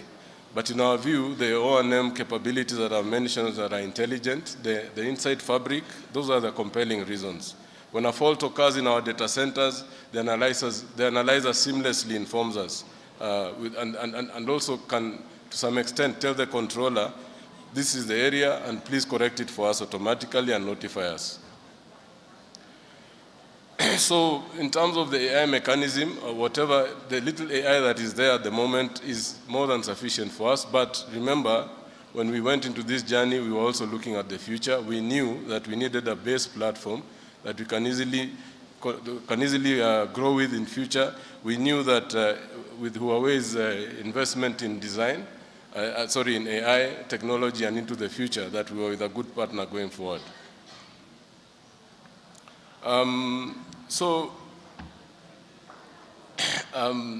What I'd say in terms of working with Huawei is that our network is no longer a black box. It does not have. We do not have. Most of our risks, we can tell them in advance. Of course, there are a few that get us by surprise, but before even they manifest themselves, we're able to control them. Our data center has become more controllable and transparent.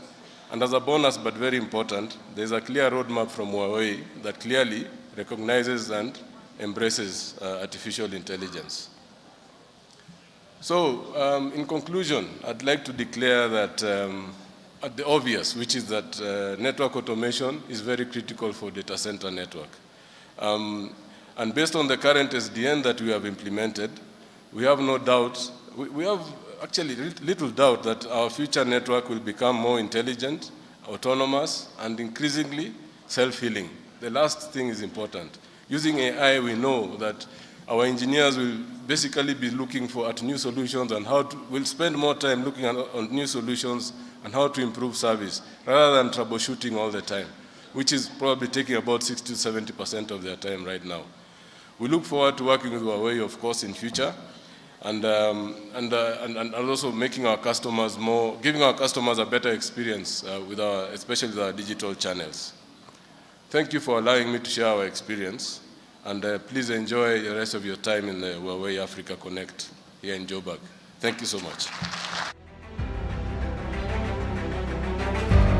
Thank you so much, Frank, and kudos and congratulations on the robust system that you've been able to build. I know it really does matter in your space.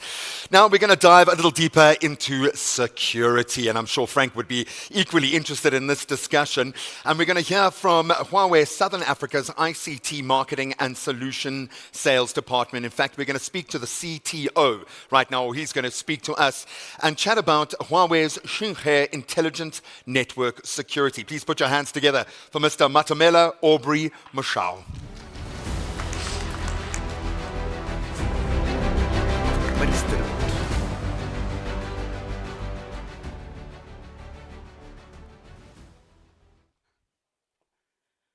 Good afternoon, everyone. I think it's past 12 now. Good afternoon. Are you still wide awake? Thank you. Today I'm going to share with you about the Xinghe Intelligent Network Security. This is our security solution. How do we help the customers to build an integrated, intelligent network security defense against the attack and ransomware and all of that? According to Cybersecurity Venture, the research tells us that 42% of network attacks are increasing daily.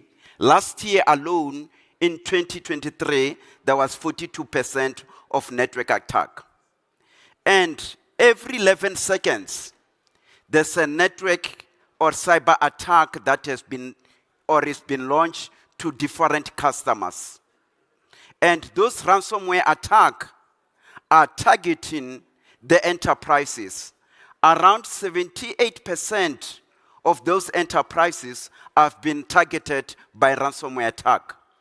And most of those customers are the banks and the customers, education, healthcare, and others.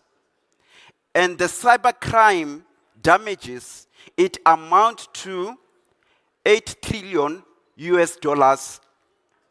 This with the annual increased growth of 15% for the next 3 years.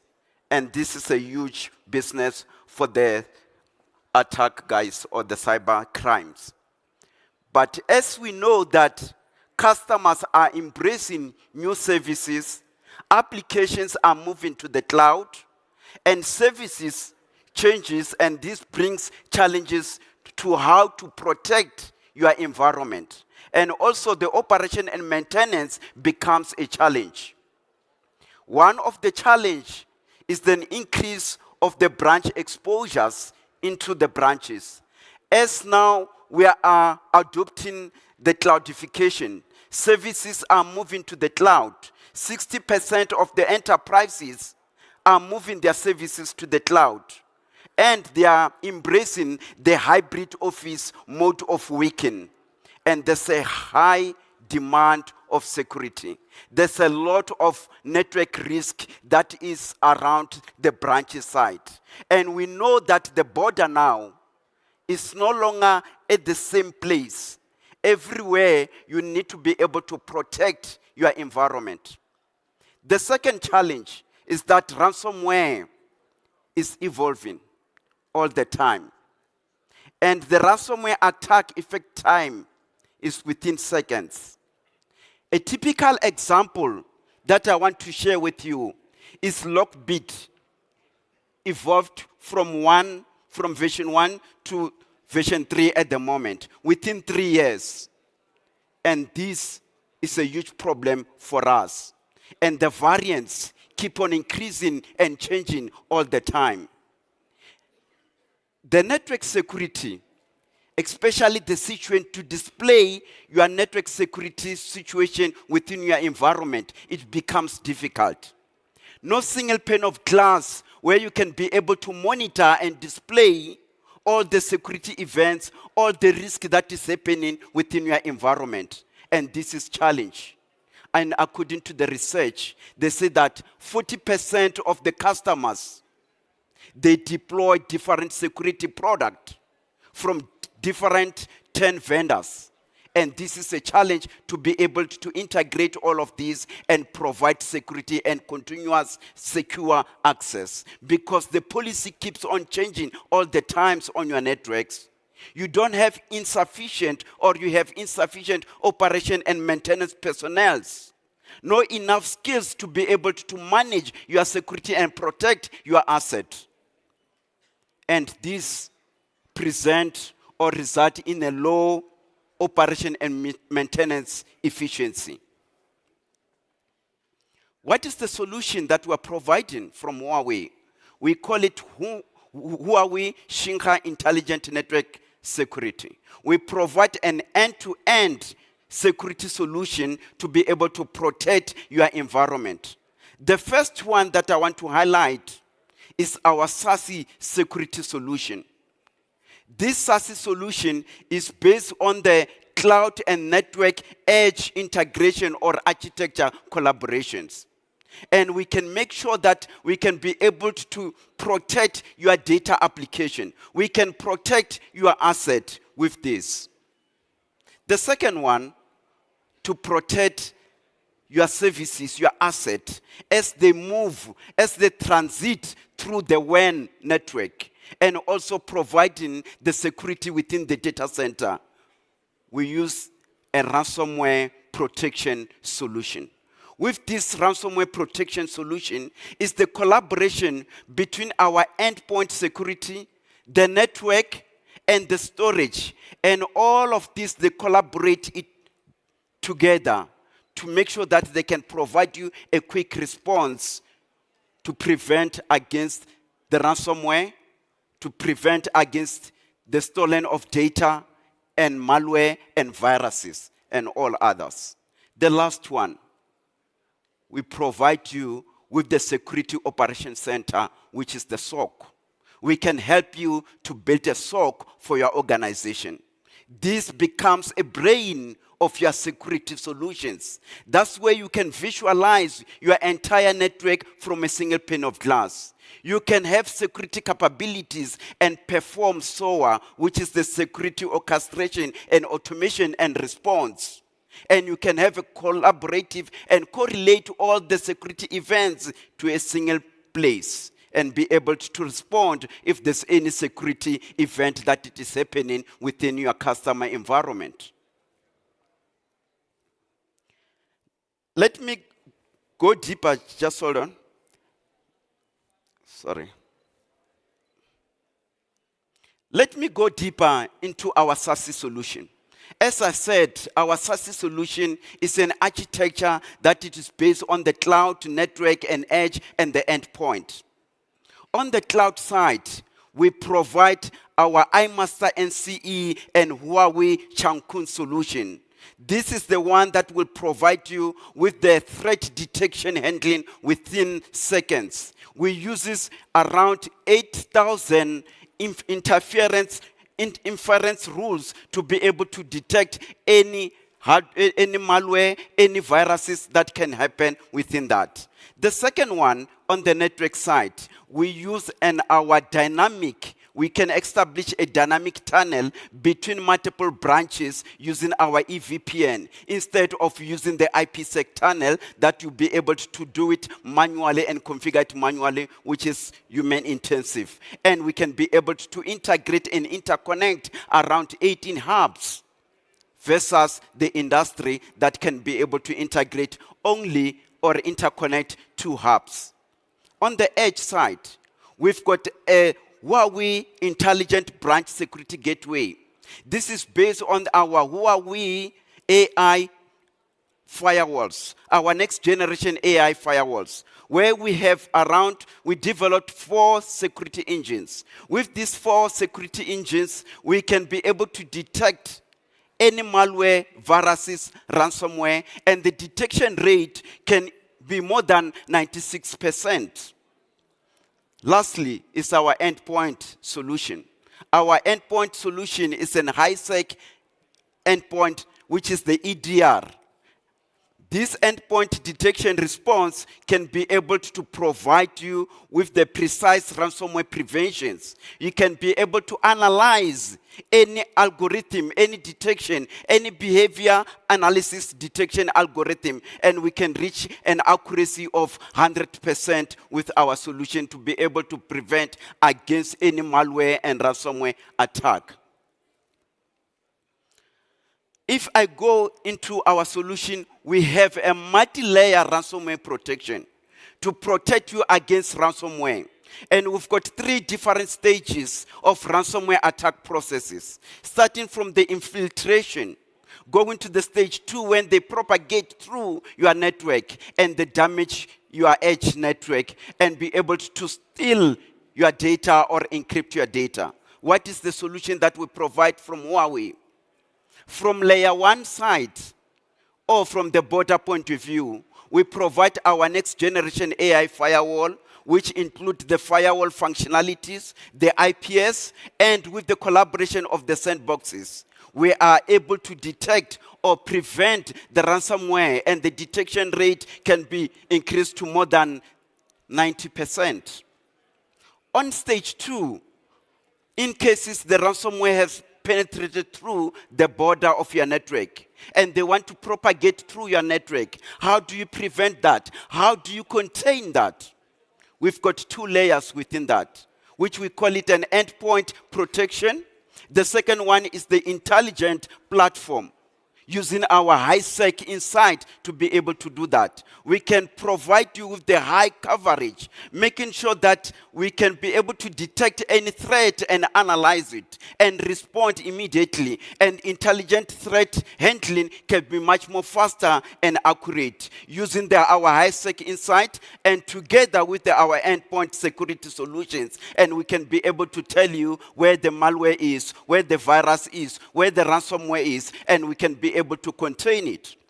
Last one, to prevent against your data to be stolen. For those hackers to make sure that they don't dictate to you and demand the ransom from you, we can be able to use our storage solution, integrating with the network, inform our storage management solution to be able to continuously take a continuous snapshot, because we see that there's abnormal traffic that it is happening, or it is going towards your data, or it's going towards your storage where the data is going to be stored. And in cases your data is being stored or you've been hacked, how long does it take to be able to recover and start to have services again? We can achieve around 170 terabits of data within an hour. That's how we can be able to provide you as services to your customers. The endpoint solutions. This endpoint, we call it an EDR. endpoint detection response. This is available. It's got many functionalities. One of the functionalities that it have is the antivirus functionalities. The traditional antivirus functionality that we have, it is there on our endpoint devices. It can prevent against cryptocurrency or cryptojacking or crypto mining. It provides you with the protection against ransomware attack and prevent against Windows pop out or pop in that can be happening, unnecessary pop in. But it goes through different execution stages. The first stage that our high-sec endpoint it goes through is the what you call it pre-execution, where we constantly analyze the files, the accounts, the network, the memories and everything that it is happening. We scan it. We make sure that we can classify all the data that are within your endpoint solutions. Once we have done that, we use an object libraries to be able to analyze the behavior or to do in-depth monitoring of your endpoint devices.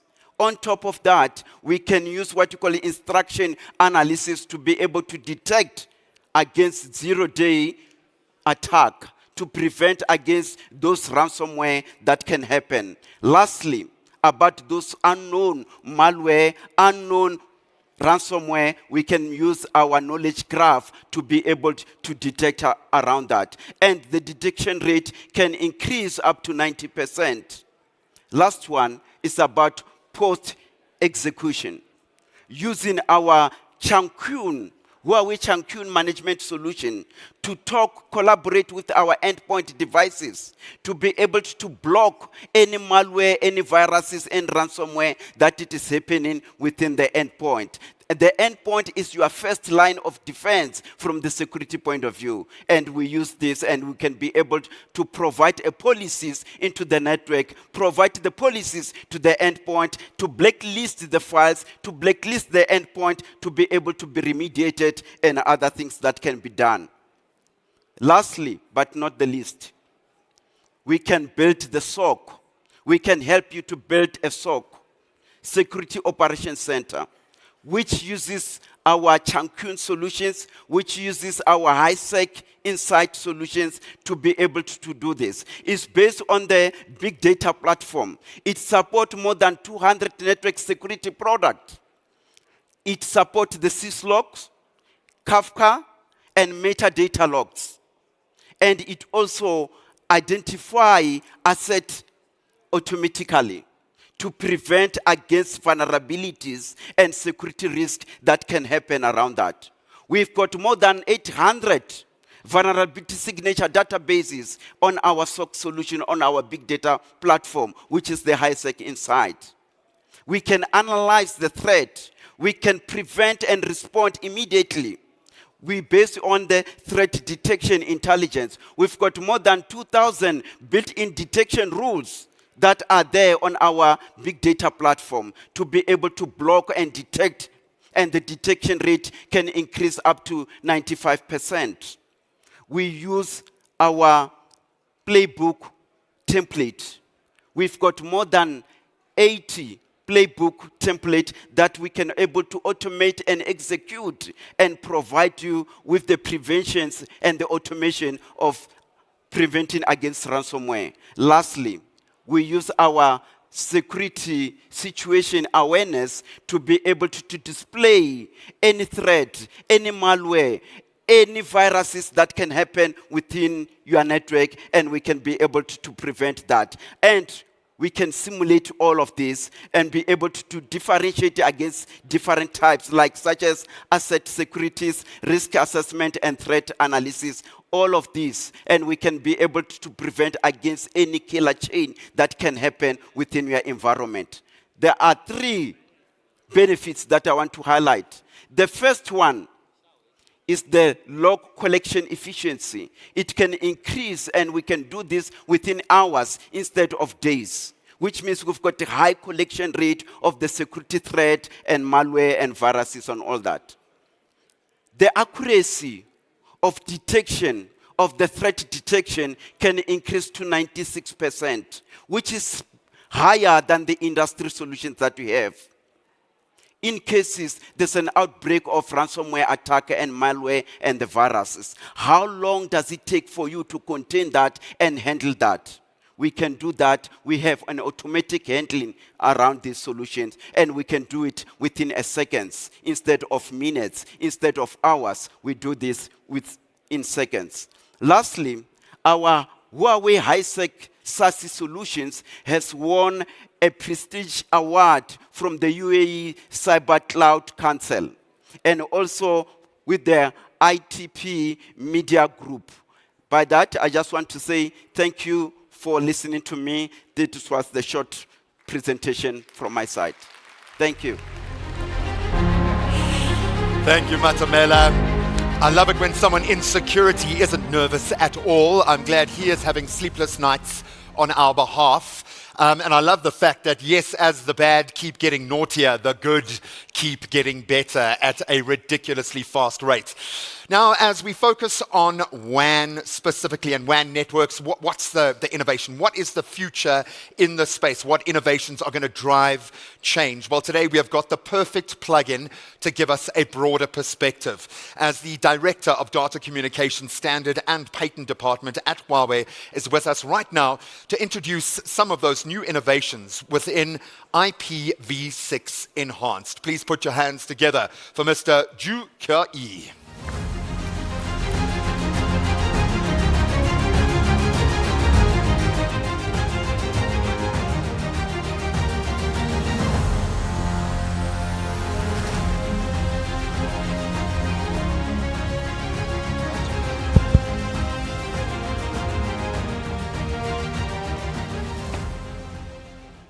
Morning.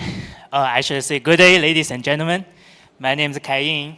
So for the next 10 minutes, I will present Huawei latest Xinghe Intelligent WAN solution to you.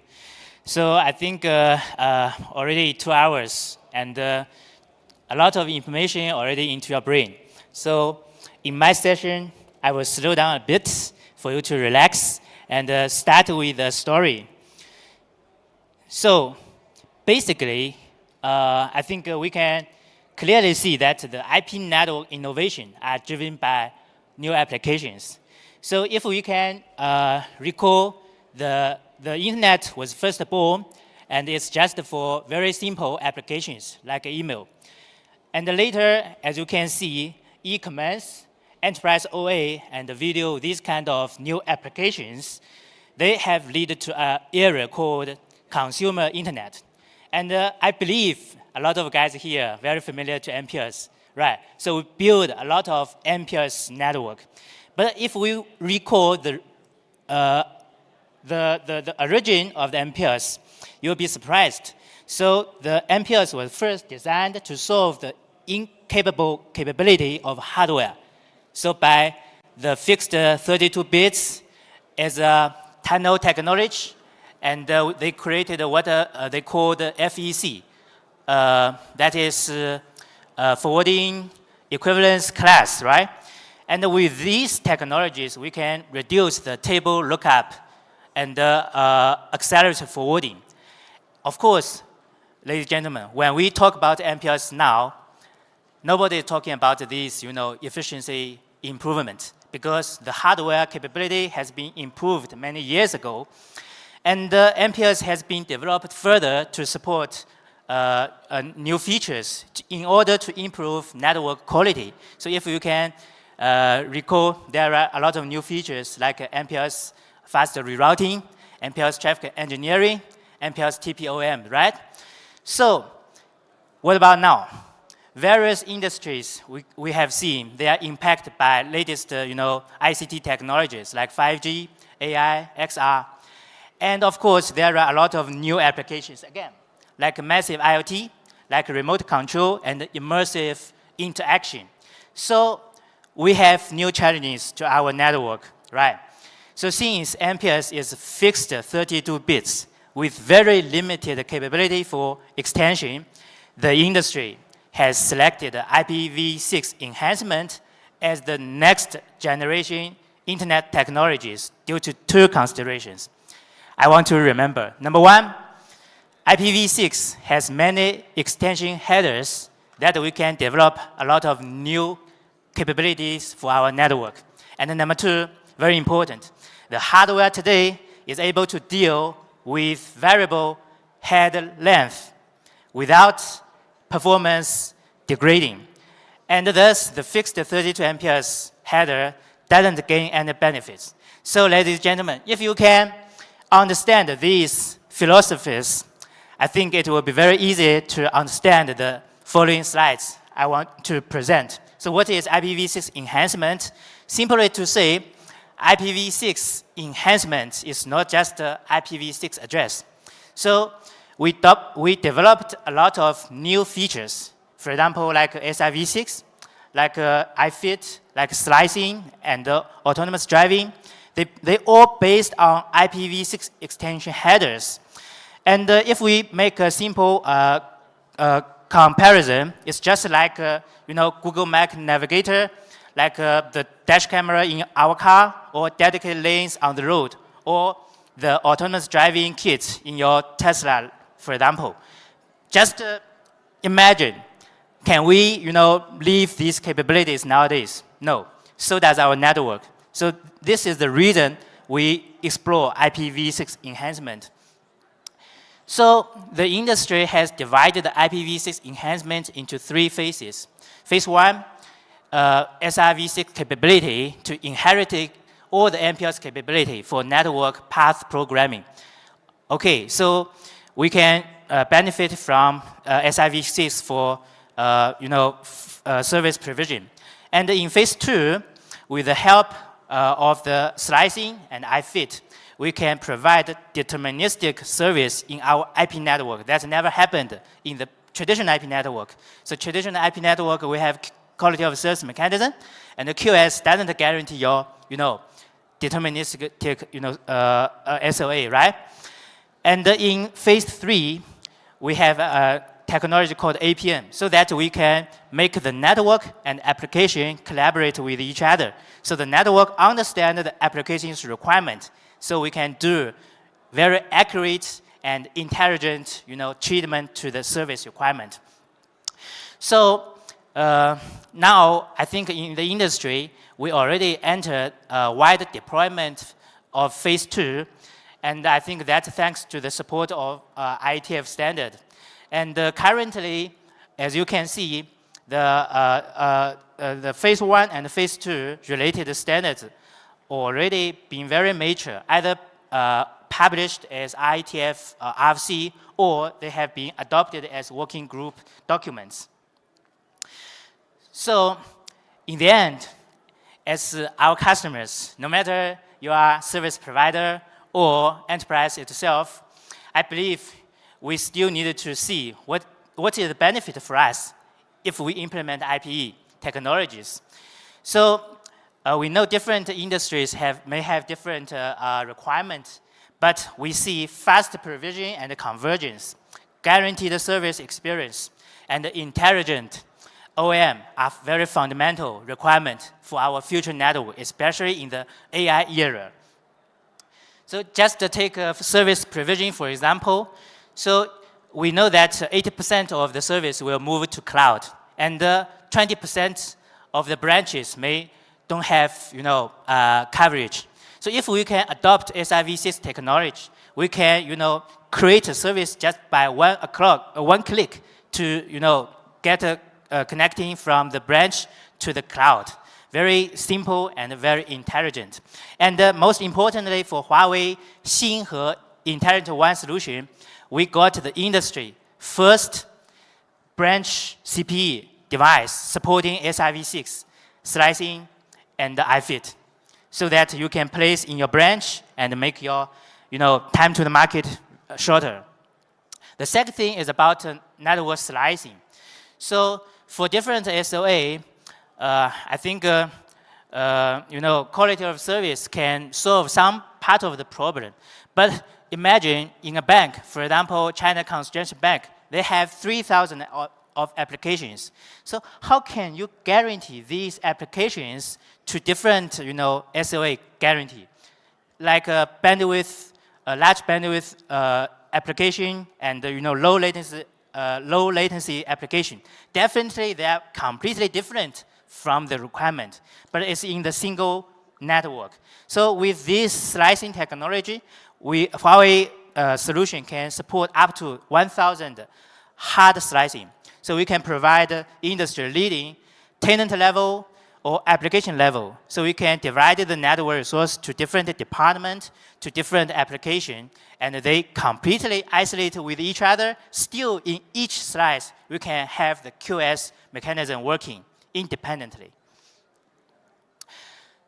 Last but not least, I think in order to, solve some network operation issues, it's very simple to prepare a backup, path, maybe.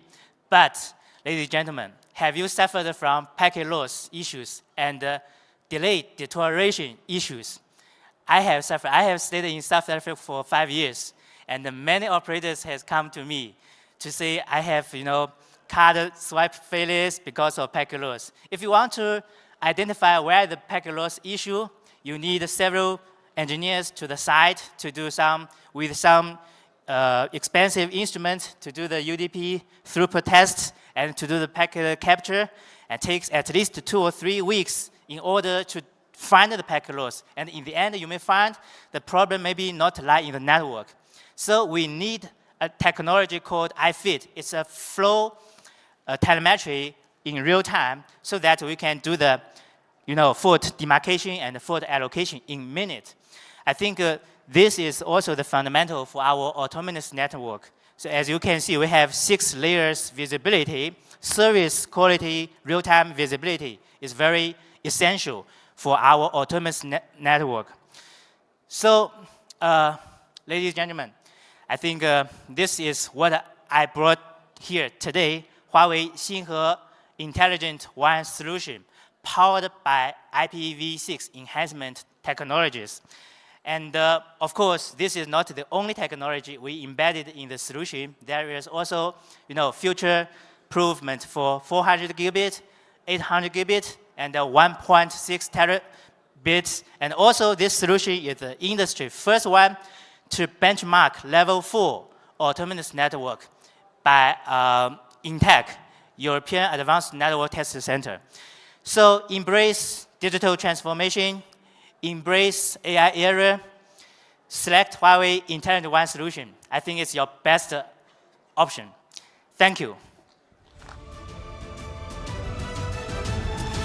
Thank you, Ju. I think you have just proven that it is our best option. We're going to continue right now with another testimonial.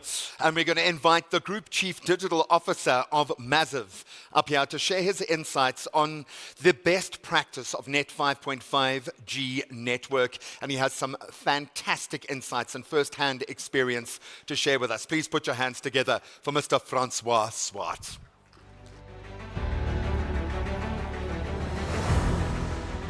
Good morning, everyone. Can you all hear me? Okay, brilliant. Well, thank you very much, first of all, for this opportunity to share with you some of our business insights in terms of our evolution of our network. I know when you're in the telco industry, if there's one thing that's guaranteed, is that this exponential growth of data is just going to continue into the future.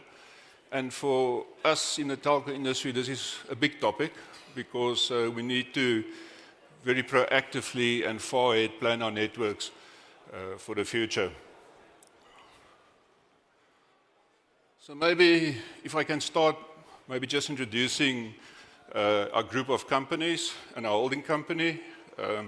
So Massive is, in a nutshell, is a provider of high-speed quality connectivity across South Africa, across many markets. And although it's a brand and a company that was only set up in the last 2 years, the operating companies within Massive has been providing services for many, many years.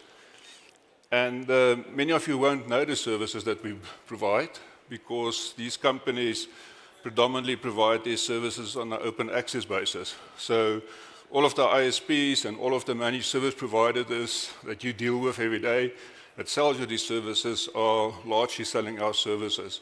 Also, we're providing services to mobile operators in the telco industry. So many of the phone calls that you make or when you're using your mobile phone is also transversing over some of our services. Also not maybe well known about Massive is that we're one of the largest telcos in South Africa. We're one of the 5 biggest telcos in South Africa. And this is because of some of the assets that we've got in the ground. So let me maybe introduce the 2 biggest FNOs that we have in Massive. First of all, it's DFA. DFA stands for Dark Fiber Africa. And Dark Fiber Africa has been around for more than 17 years, providing fiber capabilities. And we've got over 13,000 fiber kilometers of fiber asset in South Africa that they provide to the enterprise high-speed connectivity. Vumatel on the other hand, and I'm going to talk a little bit more about Vumatel a bit later on, because Vumatel is, I'm going to maybe just speak about the evolution that we foresee for the Vumatel network here. But Vumatel is a company that has started about 10 years ago and has provided fiber to the home services. And Vumatel has over 30,000 kilometers of fiber assets already in South Africa. And I think the important thing for the purpose that we see ourselves in Massive is really about bridging the digital divide through connectivity for all. So a little bit more about DFA and Vumatel. So on the right-hand side, our brilliant pink color that we've got is the Vumatel network. And as I said, that's FTTH services that we provide into the residential market, and we provide it through our ISP channels. And then DFA has got various products that they provide into the enterprise. First of all, providing connectivity into companies, FTTB services, but then DFA also provide a lot of services to the telecommunication companies, fiber to the tower, but also connecting many of the data centers and also connecting many of the big companies' branches. And then also maybe not known is that DFA also provide and bring in the hyperscalers from the submarine landing stations, bringing their traffic into the metro networks in South Africa. So as I said, I'm going to go a bit more deeper into Vumatel. Vumatel, as I said, has been around for 10 years, since 2014. And Vumatel really pioneered FTTH in South Africa. And in 2020, Vumatel also brought another first to the market in South Africa. We launched a prepaid FTTH service. And we launched it specifically in the lower LSM areas, and we launched it in Mitchells Plain first in Cape Town. And today, Vumatel already have over 2 million homes that our fiber pass by. And more than 1 million of those homes are within the lower LSM areas. At the same time, Vumatel, whenever we rolled out fiber into communities, we also connected all of the schools in those areas. And we provided them free internet access. So today, we've got over 700 schools in South Africa that's connected through the Vumatel network, getting 1 gigabits per second service. And then maybe an important fact about, and the discussion further, is that today we're already carrying in Vumatel 2.2 terabits per second of traffic. Now, for many of you, you will do a quick calculations, but for you that don't know, that is equivalent to 550 Netflix movies that gets downloaded in 1 second across our network. That's the amount of data that passes through our network in a second.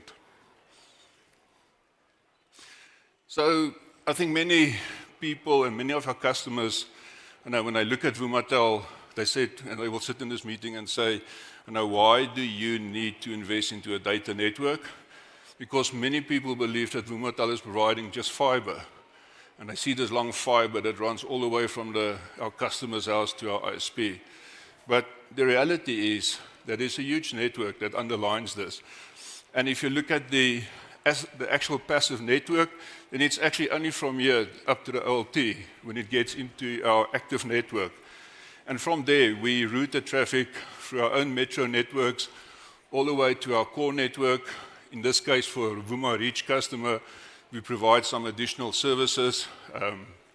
And then we route that traffic through to the ISPs. But I think even more important is to understand that there's not just one ISP, there are over 70 ISPs that we provide services, and we provided that interconnection in Johannesburg, Cape Town, and KwaZulu-Natal, and all of the other towns across South Africa, we're routing back through this network to those ISPs. Looking towards the future and our evolution of our network, this is a real picture, and it clearly shows the diversity in the economical environments and livelihoods in South Africa, and what we see as the big digital divide in South Africa. If you look in terms of markets, we've got about 2.2 million homes with household incomes of more than 30,000 rand a month, and most of those homes is penetrated, already fully penetrated with high-speed internet access. Then we've got 4.8 million homes that we call the reach market, and that's where we started deploying our prepaid services.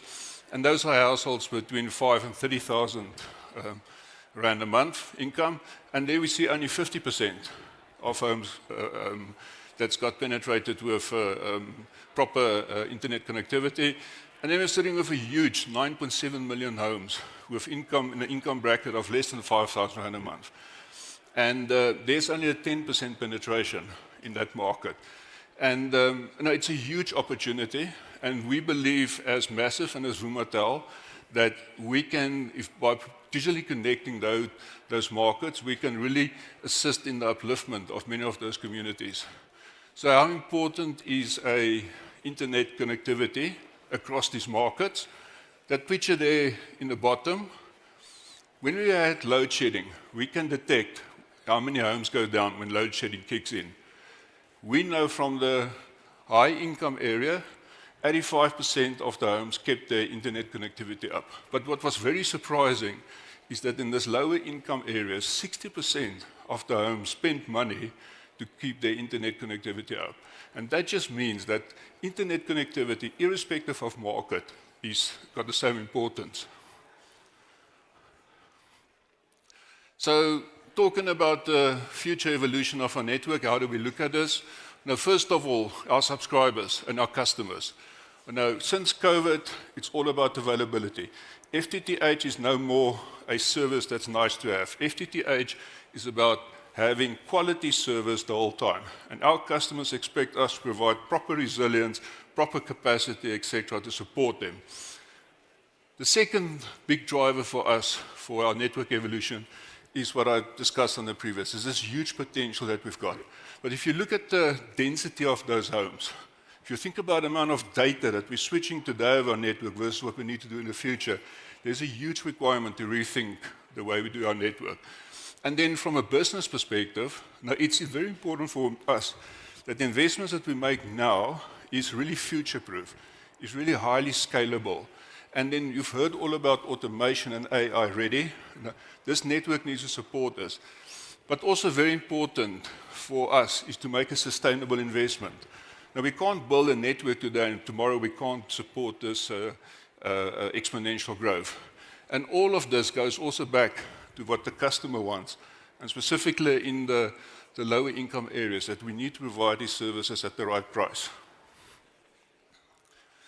Just quickly on our partnership with Huawei, Vumatel have a very long relationship already with Huawei, and we've done many things together, we've worked on many solutions together, and with our network evolution, we have done quite a bit of work already in our planning. We're busy with some key infrastructure upgrades already. And then yes, the 5.5G network, all of those capabilities, those are the things that we want to see in our network. Thank you very much.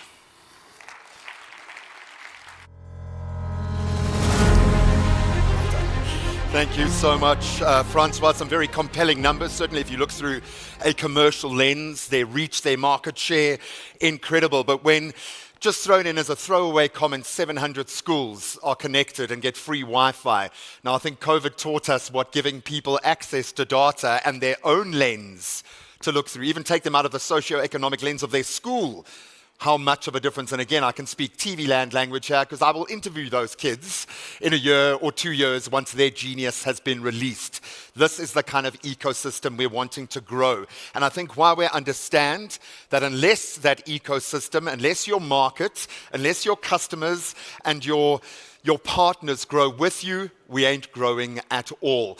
And on that notion, and when looking towards building the perfect IP industry cooperation, which I think is at the heart of what we're trying to achieve, and that ecosystem that we keep talking about between customers and partners and the market, Huawei took a bold step introducing their membership recruitment program for the IP Club community, and they did this last year. So what is the uptake? What's the latest in this very bold move? Well, we're going to find out directly now from the director of Huawei Global Enterprise Network Marketing Execution Department, Mr. Simon Shu.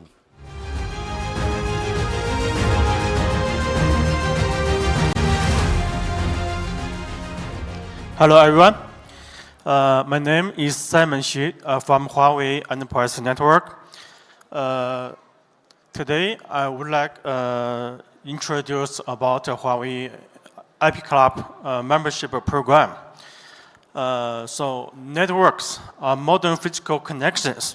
So they also facilitate the sharing of experience and insights.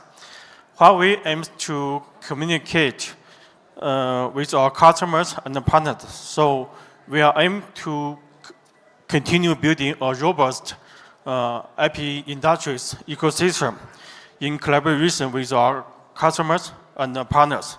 So to achieve this, we have released a membership program based on Huawei's IP Club marketing events. We aim to bring together IP industry's top experts, opinion leaders, and engineers from around the world. So as a member, you will enjoy 4 key benefits. First one, you can engage in local IP technical marketing events. So annually, Huawei will host IP Club marketing events focus on the local tech circles. So we will foster the local tech circles and connect more industries professionals. So these forums will cover hot IP industries trends and introduce the latest solutions, products, and keys, such as 10 gigacampus network construction standards and Wi-Fi 7 practical applications. And the second one, you have opportunity to meet the top experts globally. So Huawei will provide access to global IP industries expert resources. So all members, you have the chance to meet the top experts face-to-face, such as Mr. Edward, the technical editor of Wi-Fi 7 standard. Okay, thirdly, we can also enhance our members' personal influence. So members have the chance to elevate their professional reputation and the impact by engaging in local community activities and exchanging ideas with industry peers.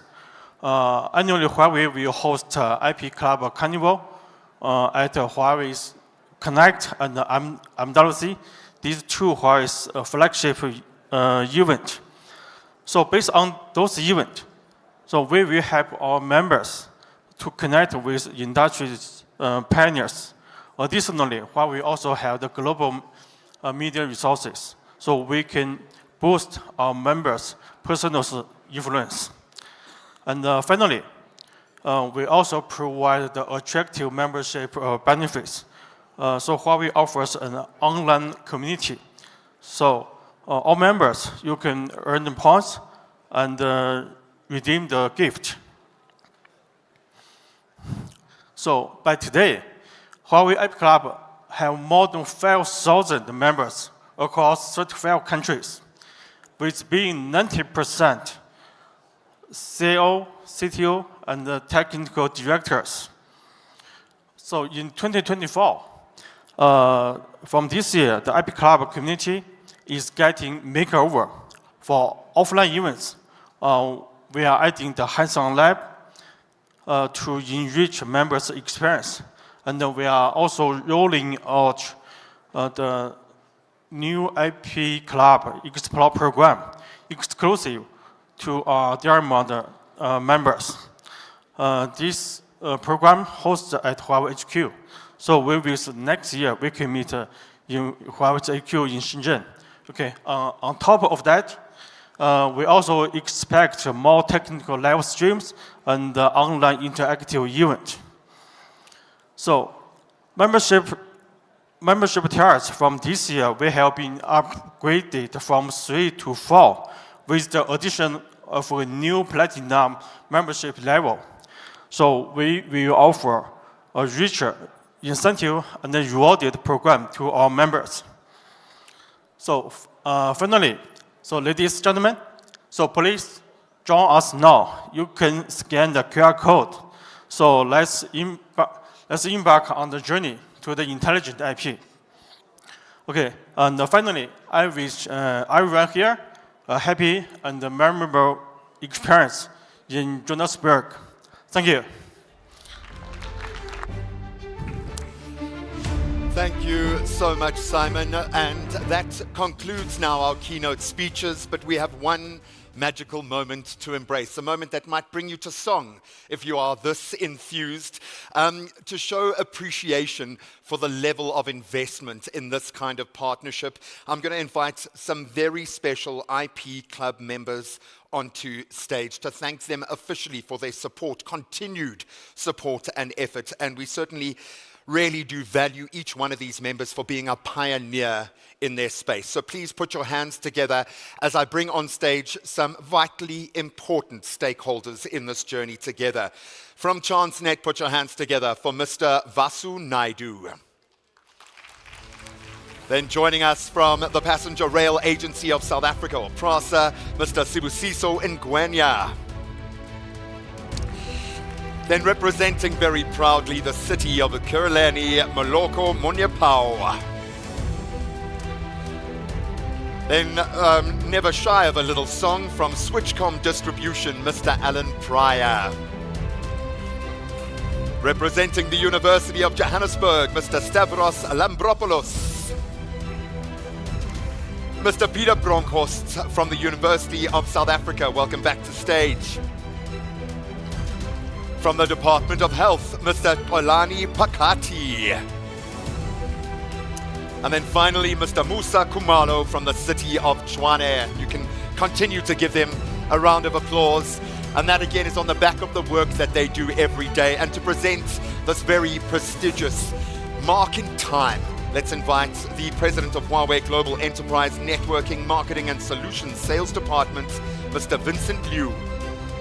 And then the Director of Sub-Saharan Africa Enterprise Networking Solution Department, Mr. Jijian. Congratulations to you and the incredible organizations, the footprints in the real world that you represent. Thank you so much for your efforts. And please receive your accolades with the greatest of pride, because you certainly do deserve it. Ladies and gentlemen, I think we can give our gold members another round of applause. Congratulations to all of them. And the best part of this narrative, these are only the first few steps. By that I mean there's still platinum, hey? There's still platinum, guys. We can take it there. And then I'm going to ask you all, if you can, please stand front and center and display your gold membership as proudly as you can so we can get a beautiful group photograph with all of you. And I think through this exercise, Huawei have proven when they say partnership, they go far beyond the notion of just service delivery. They are in it together. They make the right choices commercially, not because it's going to make you more money, but because it is the right choice to make. If you're going to do business, do it well, do it properly from the basis, from the foundation up. And these organizations have proven what you can do when you introduce the right strategy, the right technology, and the right mindset at that critical phase. So congratulations once again to all of our gold members. And I hope that all of you are going to take the opportunity to plug into this, to access the very latest, best IP in the world in the energy space, in the data space, within Wi-Fi, within connectivity, within networking. It is here. It's probably just one QR code scan away. But the world is open to all of you now, gentlemen. Thank you so much to all of you. I've got to say, on behalf once again of the, I suppose, social development guy who works in TV, who is only focused on the incredible arc that has been created by this connection, by Huawei choosing to invest in South Africa, in Africa, but more importantly, the uptake, the fact that South Africans are embracing this, because the South African mentality is going to change the game for Huawei. We are going to release the genius of Huawei. We're going to release the genius of AI within these mind-blowing systems. All you need to do is connect yourself. Use this time. I would imagine on weight of gray matter, brain power, we probably have some of the most influential minds in the tip of the technological sphere in this room right now. Go and introduce yourself. Ask for the correct pronunciation of names, which I'm sure I've butchered throughout today, but make that human connection, because that's what this event is about. It's people connecting with people to help people. So on behalf of the people, thank you so, so much. What a pleasure. Good luck for the rest of the day. Take it all in and be inspired. Good afternoon.